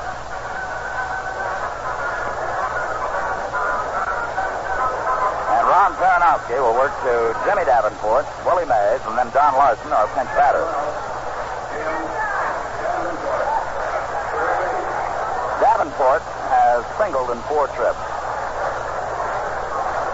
Facing Paranowski for the first time here. Ron came on to pitch the 7th inning, gave up 2 hits, but got out of trouble. But Jimmy Davenport, the batter. Giants trying to rally here. Led at one time 5-0. Trail now 7-5. Fastball is low to Davenport for ball 1. 1-0. 1 ball and no strikes to the Giant third baseman. Baranowski's 1-0 pitch. Line drive, base hit into left center field. Davenport cracks his second hit. Tommy Davis over to field, fires into second. The ball bounds away from Maury Wills.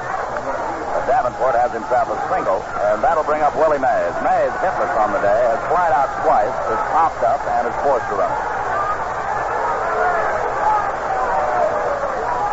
So Willie Mays, the batter.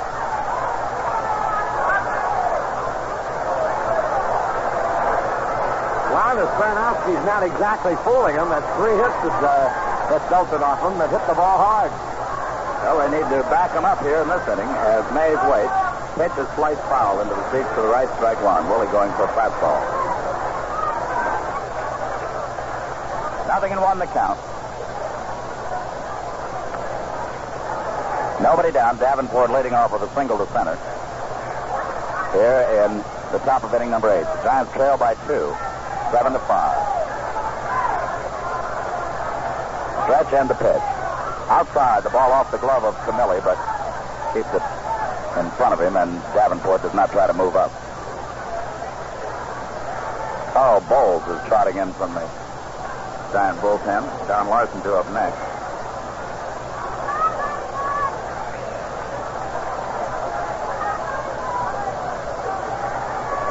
Mays waiting with a 1-1 count. Davenport at first. Jimmy nailing a solid single to center. With nobody down, and Paranowski takes the stretch. Here's the pitch to Mays. Curveball outside, ball 2. Count is 2 balls. And 1 strike to Willie Mays. Davenport on at first, nobody down. The outfield deep for Willie. Paranowski stretches for the 2-1 pitch. Line drive, base hit into left center field. Going over for it is Snyder. He cuts it off, and Davenport has to hold at second. Mays blistered a solid liner to left. So the Giants have runners at first and second with nobody down.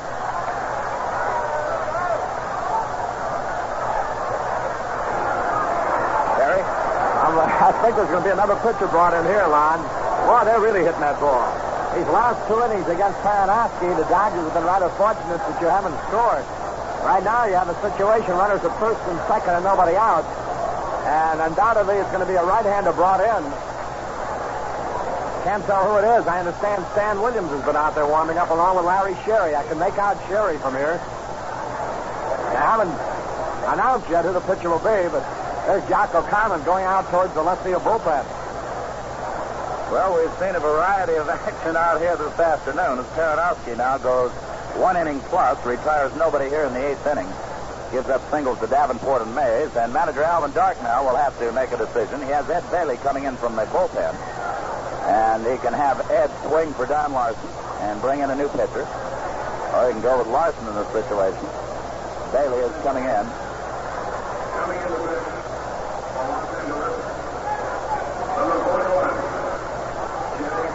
Jack Smith will come in to pitch for the Dodgers. So Jack Smith, who the Giants saw briefly yesterday, and a fellow that just came up at the end of the season, had a great minor league record in relieving, has pitched 2 innings yesterday, gave up 1 hit to the Giants. So possibly a little bit of a surprise here, Harry, in the fact that they're calling on Jack Smith with Sherry and Stan Williams out there. A daring move by manager Walt Austin. Here's a boy just a couple of weeks ago was pitching for Omaha. And here in the heat of this playoff for the National League Championship, it's his responsibility to get the slugging Giants out. Ed Bailey has selected a bat, and Ed, who has delivered some mighty big pinch hits for the Giants this year, will come up to swing a bat. Paranowski getting a hand as he leads. Davenport at second, Mays at first, back-to-back singles with nobody down. And Ed Bailey bringing up a batting mark of only .225, but with 17 home runs and 44 RBIs. You know, every time I have to talk about Bailey, I bring in my favorite town that he hails from, Lon, Strawberry Plains, Tennessee. He was talking about these playoff games being on TV, and he said, well, they get the show about tomorrow morning. He said, they pipe it back there pretty close, but it takes 2 echoes to get into Strawberry. There was always one battery I wanted to see united on one ball club, and that was Vinegar Ben Mizell, who was from Vinegar Bend, Alabama, and Ed Bailey, who, of course, is from Strawberry Plains, Tennessee. Someone might think you're putting them on. Nobody comes from Vinegar Bend and Strawberry Plains. So Jack Smith, the right-hander, comes on to pitch, and Ed Bailey will be up to swing a bat. Lon, I think it's the first time in my broadcasting career I've seen a man turn gray during one ball game. Look at Chub Phoenix. I'm going to tell you, he had to practice going from shade to shade all this season. So Ed Bailey, who hit a home run on the final day of the season to give the Giants their first run, he hit that off Dick Farrell. Had a single in yesterday's ball game. Up here now to face Jack Smith, the right-hander, with Mays at first and Jimmy Davenport at second. The Giants trail by 2, 7-5. They now have 12 hits to the Giants, and the Dodgers have 7. So Ed Bailey looking for that 13th hit in this situation, up here to swing a bat. Outfield deep for Ed. Bailey set to move in. It's Jack Smith. Makes his 8th appearance of the year. Davenport at second, Mays at first, nobody down. The stretch by Smith for the first pitch to Bailey. High, ball 1, 1-0. 7-5, the Dodgers lead. The Giants threaten in the 8th.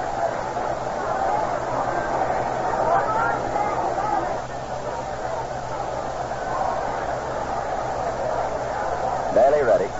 As Smith looks in for the sign from Doug Camilli. Right-hander takes his stretch. Here's the pitch. Foul back, and the count is 1-1. And Ed had a good rip at that one, and a good pitch to rip at, too. So it's a 1-1 count to Bailey. Davenport at second, Mays at first, nobody out. Top of the 8th, the Giants trail 7-5. Bailey switching that bat up there, waiting for Smith's next delivery. The stretch, the runner's leading. Here's the pitch. Curveball, foul back, and it's 1-2. So it's a ball and 2 strikes to Bailey, trying to nail one in this situation.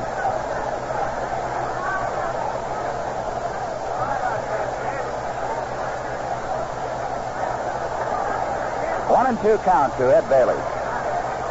Davenport at second, Mays at first. They got back-to-back singles off Peranowski, who retreated to the dugout as Jack Smith came on. Smith pitching to the left-hand batting Bailey. The right-hander takes his stretch for the 1-2 pitch. Line drive to center field, in there for a base hit.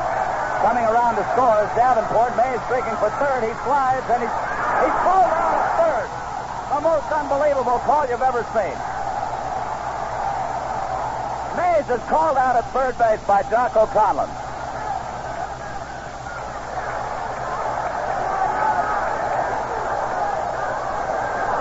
Conlon called Mays safe first at third and then called him out. And Mays was on the bag when he was called out. So Willie Mays thrown out at third. Davenport scores. Harry? Well, I can't understand his indecision for this reason. The ball wasn't juggled or anything at all. He had both hands down as if to call him safe, and then as if he had a thought about something else, and then waved them out. A real tough play against the Giants. That was a tying run with nobody out on third base. Instead, there's one run in. The Giants are one run behind, but there's one out, and the tying run now is over at first base. Boy, I'll tell you, that one hurt. And Orlando Cepeda is the batter. So Mays thrown out at third by Tommy Davis. Over at first, Ed Bailey. 3 solid singles by the Giants, and Orlando Cepeda out there. And Alvin Dark walking slowly back to the dugout, and Bailey will come out, and Carl Bowles will go in to run for him.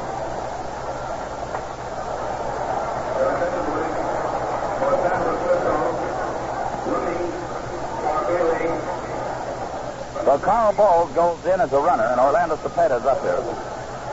Barely over to talk to the pitcher, Jack Smith. So big play here. Mays is thrown out at third on a very close call, to say the least. We're too far away from the plate to second-guess the umpire, but as Harry Carey said, the indecision rendered was the strange part about it. Bowles leads from first. Cepeda takes high for a ball, 1-0. 7-6, the Giants trail by a run. 13 hits now as Ed Bailey delivers a single to drive in a run. A go to first base. Bowles was standing right on the bag.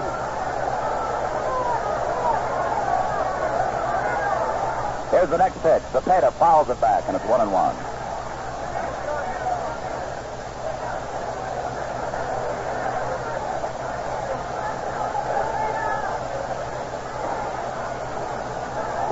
Count to Cepeda. One man out, a runner at first.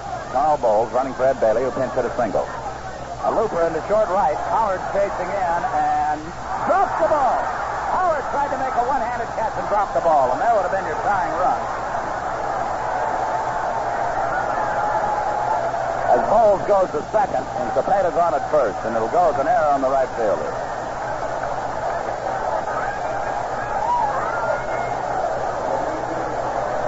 Felipe Alou is the batter. Right here, let's pause for station identification. This is the Golden West Radio Network. Al Collins here. I can't tell you how many home runs we hit last year, but I can tell you how many tons of mustard. KSFO in San Francisco.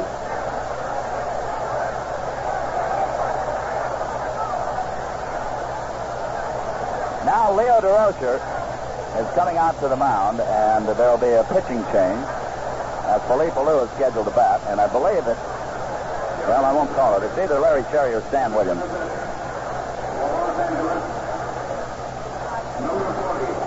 Stan Williams. Stan Williams will come on to pitch for the Dodgers. So they will use their 5th pitcher. The Giants have runners at first and second with one man out.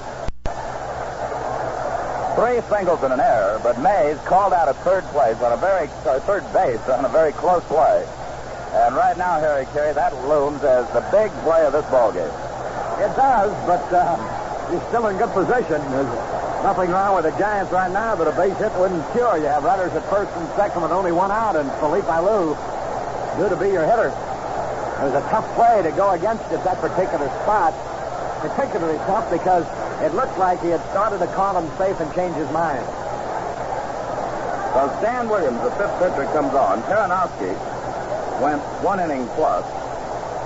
He has been charged with 1 run on a total of 4 hits. Smith goes 1/3 of an inning and gives up a hit to Ed Bailey. Cepeda's safe on the air by the right fielder, Howard. And Stan Williams, hard-throwing right-hander, comes in to work for the Dodgers. So Williams making his 39th appearance, won 13 and lost 12, with an earned run mark of 4.51.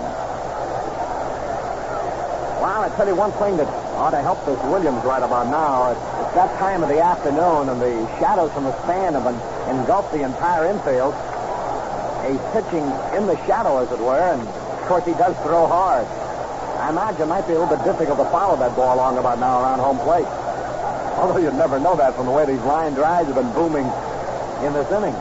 3 of them hit right on the nose. And the Giants have been certainly nailing some solid drives in this inning. Ron Fairley is coming into the dugout. And now whether there's a possibility that Ron will be going out into right field or not in place of Frank Howard. Howard came in on Cepeda's ball and was looking into the sun, which is right over the rim of the stadium. There's another factor for the right fielder and the center fielder, that over this high stands now, the sun is right in the fielder's eyes. Ron Fairley isn't at first base, and time is being called as Alou had stepped in. So Fairley is talking to Walt Alston now. What the situation is going to be. Fairley now going back to first base, so the Dodgers will remain the same. So Felipe Alou, who has doubled, singled, struck out, and grounded out as the batter. The Giants trail by a run 7-6, have Carl Bowles at second, Cepeda at first, with 1 man out. Both ball clubs running out of changes for pinch hitters. So Alou up here to face right-hander Stan Williams. Williams takes the stretch. Here's the first pitch to Alou outside with a fastball, ball 1. Williams really hummed it. 1-0 the count.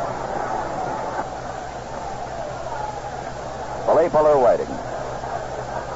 Cepeda at first, Bowles at second. Giants trail by a run, 7-6. Stretch by Williams, and the next pitch. Swung on and missed at 1-1.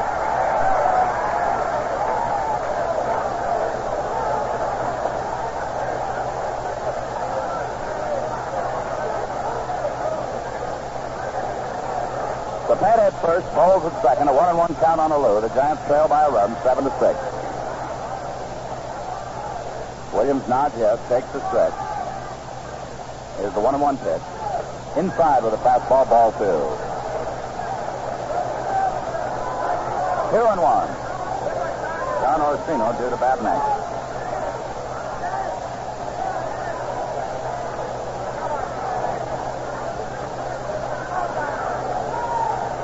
Williams getting the sign from Doug Camilli. Taking a long look. The Giants had 5 hits over the last 2 innings. They've made it pay off in only 1 run so far. Here's the stretch and the next pitch. Ball 3 outside. It's 3-1.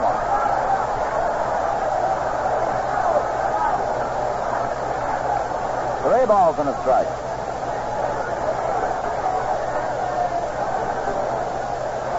So Felipe Alou waits. 3-1 count. Now Alou backs away to get a handful of dirt. 3-1 count on him. Bowles at second. Cepeda at first. 1 man out. A run in. The Giants trail by 1, 7-6. Top of the 8th inning. Alou waiting for Stan Williams' 3-1 delivery. The right-hander takes his stretch. The runners lead. Here's the pitch. Ball 4. He walked him, and they're loaded up. So Williams walks Alou, and the batter will be John Orsino. So the tying run moves to third with 1 out. John Orsino, who singled his first time up, as the batter. Bowles at third. Cepeda at second. Alou at first. And Cepeda, calling time, wants to get rid of his batting helmet at second base. So the Giants have the bases loaded with 1 out. Trailing by a run, 7-6 here in the top of the 8th. Giants led at one time, 5-0. The Dodgers scored 7 times in the bottom of inning number 6.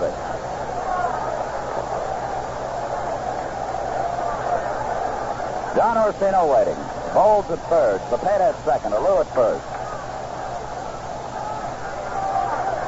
Dan Williams checking John Orsino now for the first pitch. The Dodgers play their infield back, double play deep. Williams relaxes on the mound for a moment, now ready. And time is called.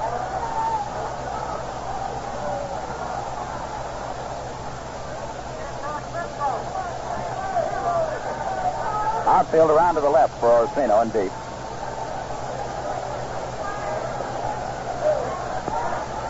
Bowles bluffs down the line. The pitch to Orsino. A high drive hit to left center field. That'll score the run. Tommy Davis going back near the wall. And right in front of the wall makes the catch. Bowles streaks into scores. Cepeda goes to third. And Felipe Alou tags up and goes to second, and this one is tied. Orsino almost rode one out of here. Harry? You can say that again. That boy hit that ball about 390 feet, and Tommy Davis was right near the fence when he grabbed it. It's a high fastball, and he had good wood on it. So she's all tied up again, Ron. Well, what an afternoon as Orsino drives a long fly to left center field and just about got that one far enough to get it off the wall or into the seats. A conference on the mound. Jose Pagan is the batter. Harvey Keene follows Pagan. 2 men down. Cepeda went to third. Alou to second. The Giants tied here at 7-7. Pagan has popped up, has singled to short, has doubled, and has singled to left. So he's 3 for 4. Hasn't done a thing until he gets that fourth hit right there. That's right. So they 2 men out. Cepeda bluffing down in the line at third. Alou leading off at second. Here's Williams' windup. The pitch to Pagan. Low for a ball, 1-0. 1 ball, no strike.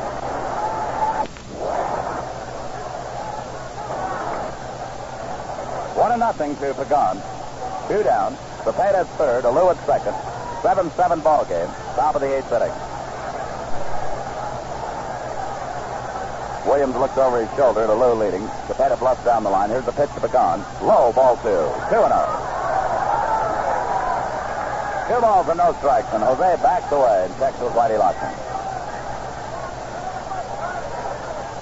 2 balls, no strikes.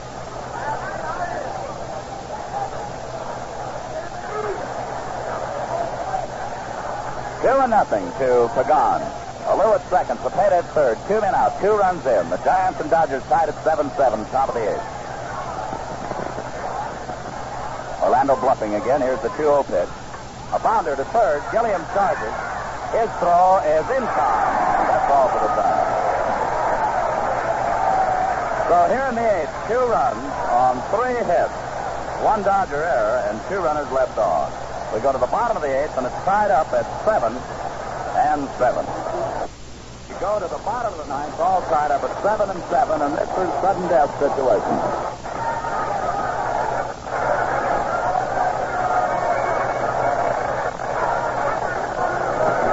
Right here, let's pause for station identification. This is the Golden West Radio. This is Bill Courtney. Whether fasting or feasting, keep my music on your lunchtime menu on...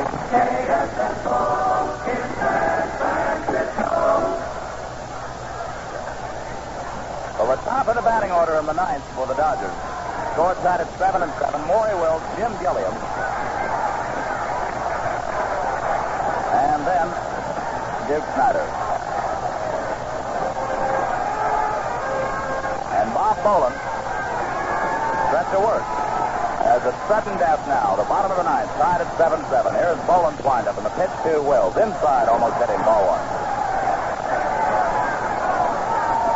1-0. Davenport up on the edge of the grass. The rest of the infield shortened.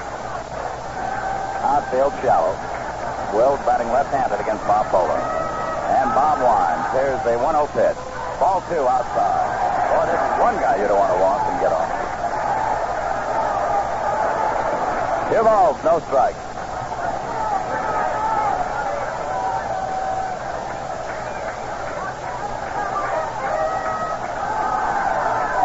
Up for the 2-0 pitch. Strike called. Fastball on the inside. It's 2-1. 2 balls and a strike. Maury Wills leading off the 9th for the Dodgers. Then Gilliam and Snyder. All 3 to bat left-handed against Bob Boland. Boland winds for the 2-1 pitch to Maury Wills. Slice foul. Strike 2. 2-2. 2 balls and 2 strikes.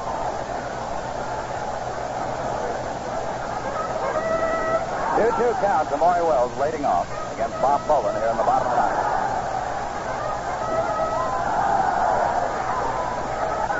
And here's Bob's windup, the 2-2 pitch.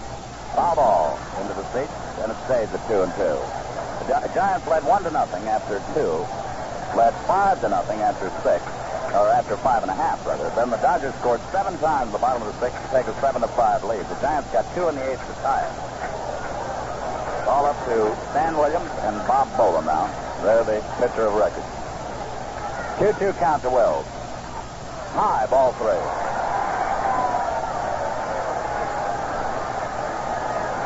Full count, 3-2 to Maury Wells. Boland was the target now from Orsino. 3-2 pitch. Walked him, and boy, that was a close pitch. Well, the Dodgers have a runner on there.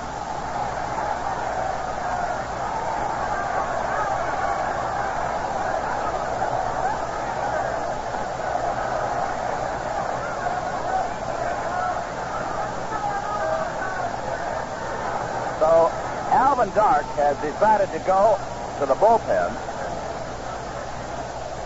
and he'll call on Dick LeMay to come in. So Boland walks Wills to lead off here in the 9th, and manager Alvin Dark will call on Dick LeMay to make his 9th appearance of the year. He's won none and lost 1.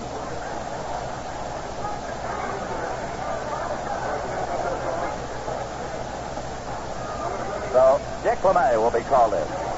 I imagine one of the big factors of making this move, Lon, is Maury Wills' base stealing ability, and Bob Boland isn't too good at holding a man close, and he wants a left-hander in there who can keep Wills as honest as is possible to keep him.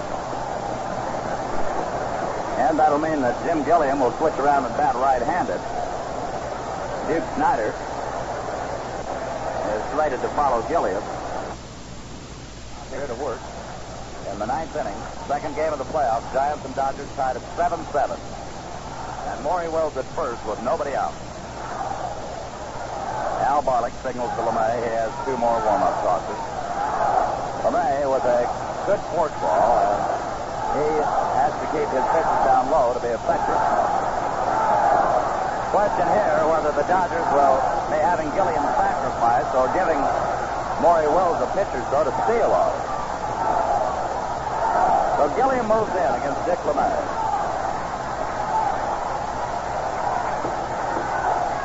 Dick takes the stretch. Wells leads, and LeMay lobs the toss over there. Wells back in. Stretch, another go, and once more Wells is back. LeMay, you can bet, under instructions to keep throwing over there to keep Maury Wells close. Wells has that fantastic knack of being able to get the lead. And again, LeMay goes to first base. He's not thrown to the plate yet. He's thrown 3 times to first. Gilliam batting right-handed against LeMay. Davenport started up at third. LeMay takes his stretch. Wells leads off, and LeMay throws again to first base.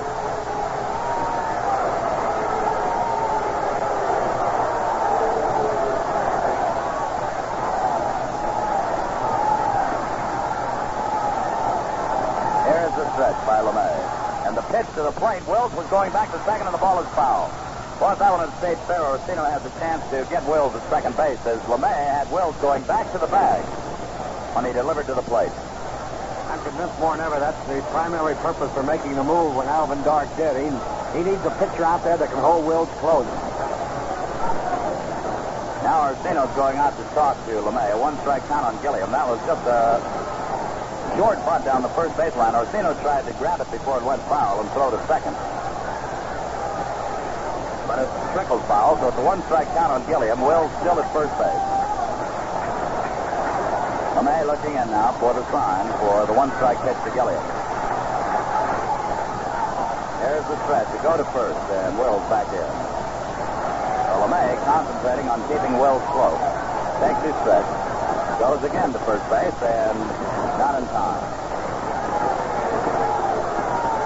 The fans booing LeMay's effort to keep Wills pinned there at first. Dick takes the stretch. Looks at first, comes to the plate, and the pitch is low for a ball. 1-1. You got to be careful with this Gilliam. He can switch off that bunt any time. He handles that bat real well, and he's liable to try to hit through that moving infield. So it's a 1-1 count now as Maury Wills moves off at first base. Nobody down. 7-7 ball game. LeMay comes to the plate. Ball 2. 2-1. LeMay behind on the count. 2-1 to Gilliam, and Gilliam looks now to Leo DeRocher.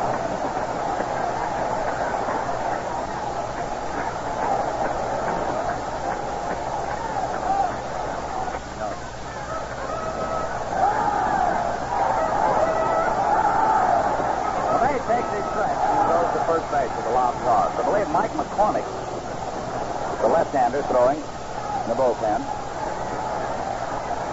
There's McCormick. Now another go to first by LeMay, not in time. Right-hander looks almost like Bob Garibaldi, but it's Gaylord Perry, I guess. Gaylord Perry and Mike McCormick. Here's the pitch to Gilliam. He takes ball 3 outside. 3-1. So LeMay in danger of walking Gilliam and putting runners at first and second here. Orsino goes out to talk to us. 3-1 count to Jim Gilliam. Runner at first, nobody out. LeMay having his problem getting the ball over the plate. There's the stretch for the 3-1. Ball 4, and Orsino is hopping that. So there are runners at first and second now. Duke Snyder was going to bat. He goes back to the dugout. Orsino motioning to the Giant dugout. That was a good pitch.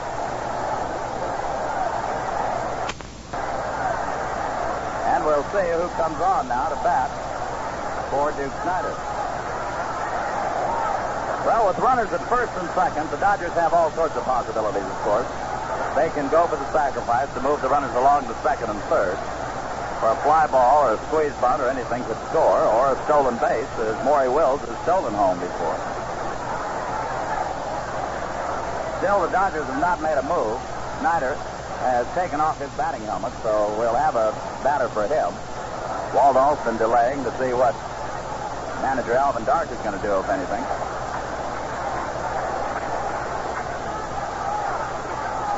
Giants are getting down in that part of the batting order where the Dodgers can throw some power at them. Darrell Spencer will come out. So Darrell Spencer will bat here for Duke Snyder.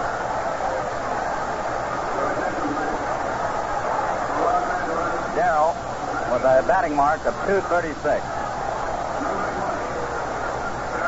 And manager Alvin Dark, with a change made, is going to his bullpen again. And they still have Tim Harkness on the bench, a left-hand batter to the Dodgers.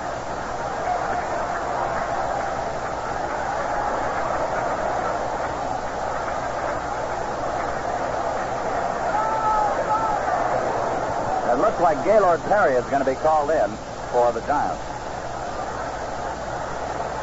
So this will be the 7th Giant pitcher.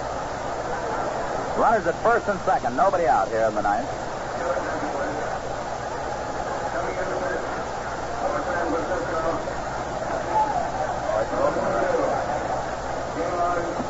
Gaylord Perry comes in, a right-hander to pitch, and Darrell Spencer goes back to the dugout for the Dodgers. This ball game now has broken the record, Harry, for a 9-inning contest. There was 4 minutes and 4 seconds, the Giants and the Braves, and we've now gone 4 hours and 4 minutes. I'll get it right soon. Now gone 4 hours and 7 minutes unofficially. And it's not over yet. So with first and second occupied and nobody down, young Gaylord Perry marches to the mound for the Giants. Darrell Spencer's gone back in the dugout. Now he comes back out on the on-deck circle. Dick LeMay leaves after giving up a walk to Jim Gilliam. So Bolin walks Wills. LeMay walks Gilliam, and Gaylord Perry is out to do the pitching. 7-7 ball game in the bottom of the 9th. 2 runners on and nobody out.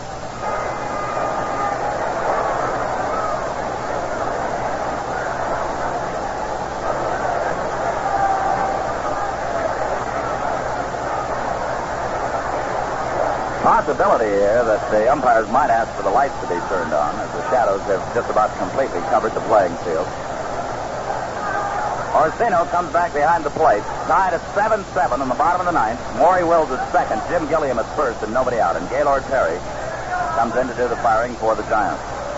Perry making his 13th trip. He's won 3 and lost 1. Has an earned run mark of 5.27.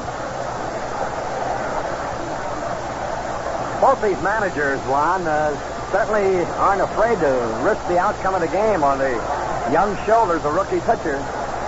It's really right up to Gaylord Perry now, just as it was to young Jack Smith for the Dodgers a little earlier in this ball game. So Perry warms up and will have to pitch to Darrell Spencer with Tommy Davis in the on-deck circle. So certainly in this first year, we're happy to have had Chevron dealers and standard stations with us all year long, and I don't think they could have asked for a more exciting year to be associated with the Giant broadcast.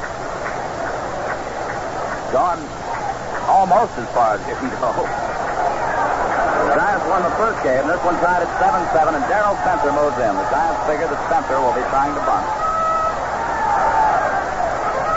Wells at second, Gilliam at first, nobody out. Gaylord Perry to pitch to Darrell Spencer, batting for Duke Snyder. Davenport started up at third. He'd like to anchor if he could to get the force at third base.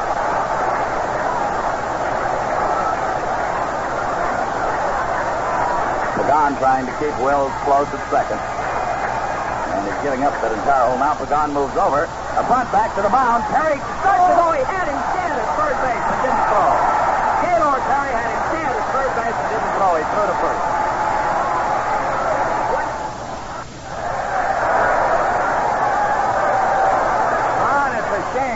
It was a play where the third baseman Davenport came charging towards the plate. That apparently confused Perry, who must have forgotten that play was set up. The shortstop, Pagan, was over to cover third base. And when Perry picked the bunt up, he had a cinch play at third, but seeing Davenport, he must have forgotten that Pagan was over there covering. He had him dead at third base and didn't throw. He turned and looked. Pagan was there. It was a bunt right back to the mound. And then finally turned and threw to first base to get Spencer. Tommy Davis was up here, but I rather doubt if Tommy gets a chance to swing a bat. Ron Fairley in the on-deck circle. Now you got a situation, a right-hand batter up here. Ron Fairley, a left-hand batter in the on-deck circle, first base open. Gaylord Perry took a look and then did not throw. These are the kind of situations, Lon, that make veterans out of rookies in a hurry. And I believe we're going to have a pitching change right now. Mike McCormick is going to be called in. There's no doubt that Tommy Davis is going to be intentionally passed, which will allow McCormick to pitch to Ron Fairley. The Dodgers might risk a change for Fairley, although they've just about run out of manpower. Also, they have Norm Sherry still available. And then if they can get by Fairley, the Giants don't have a right-hander out there to pitch to Howard. Jim Duffalo is throwing in the bullpen now for the Giants. So McCormick becomes the 8th Giant pitcher. Mike McCormick walking on to become the 8th Giant pitcher. 1 out, runners at second and third for the Dodgers. Well, we might have tied a record for most pitchers used in a 9-inning ball game. I think it's either 8 or 9. And the Giants have used 8.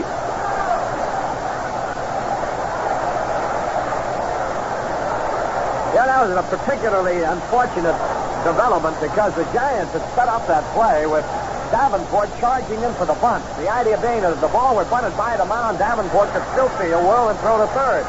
As Davenport broke for the plate, Pagan broke for third base. And unfortunately, young Perry was taken more by surprise, I guess, than even the Dodgers at the way the play developed. So Gaylord Perry elected to go to first with his throw. He got Spencer all right. But the Dodgers moved runners up to second and third. Mike McCormick has come on. He'll loosen up. Tommy Davis is the batter, but I'm just about rest assured that Tommy Davis won't be swinging a bat. First base open. So 2 walks in the inning and a sacrifice to put runners at second and third. Harry Carey taking a little red book of baseball to check on the record for pitchers used in the ball game. The Giants now, with their 8th pitcher in there, the Dodgers have used 2, 3, 4, 5 pitchers. 7-7 ball game in the bottom of the ninth. Dodgers do not have a hit in this inning, but they have Gilliam at second and Maury Wills at third. In a situation where the Giants will have to play their outfield shallow when they first batter that they're going to let swing comes up there. They have to play shallow enough so they can cut off a line drive base hit, and there's no sense in playing deep because the runner could tag and score on a deep fly ball anyway. So Tommy Davis up here, but Tommy won't get to swing the bat. As McCormick will put him on at first base. The fans will boo this as soon as they see the Giants walking. There's ball 1 outside. There's ball 2.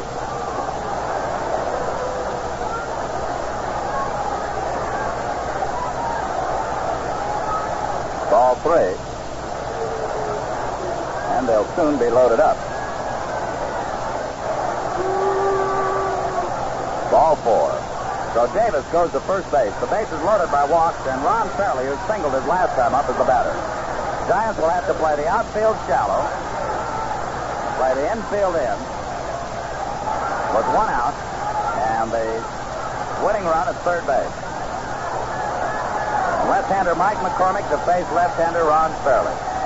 Tommy Davis at first, Gilliam at second, Maury Wills at third, and of course the important one is Maury Wills at third base. This is the time you'd like to see a one-hopper back to the mound. Now time called as McCormick started to pitch. Maury Wills wants to tie a shoelace, and John Orsino takes that opportunity to run out and talk to McCormick.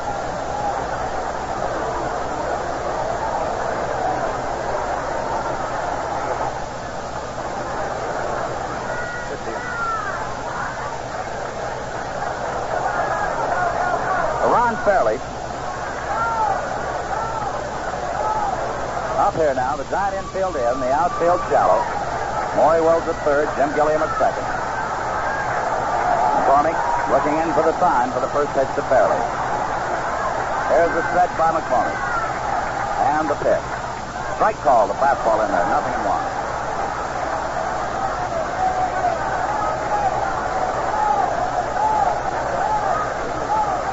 Nothing in 1 count to Ron Fairley. McCormick looks the runner at third. Maury Wills looking in now for the sign. McCormick pitching from a stretch position to try to keep Wills close to third. Here's the pitch to Fairley. Strike 2 call, the curveball in. 0-2 to Ron Fairley.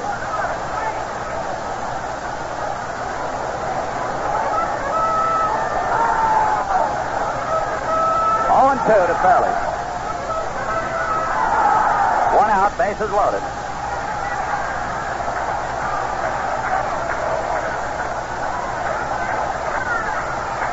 McCormick studying the side now for Orsino.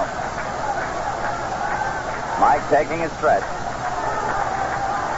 Look at third. Here's the pitch. A fly ball to short center.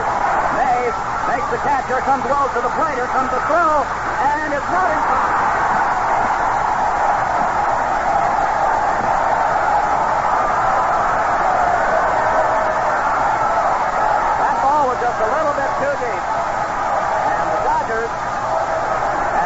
Second game of this playoff. The Giants questioning John O'Connell whether the runner left third too soon, and he says no, that he left in time.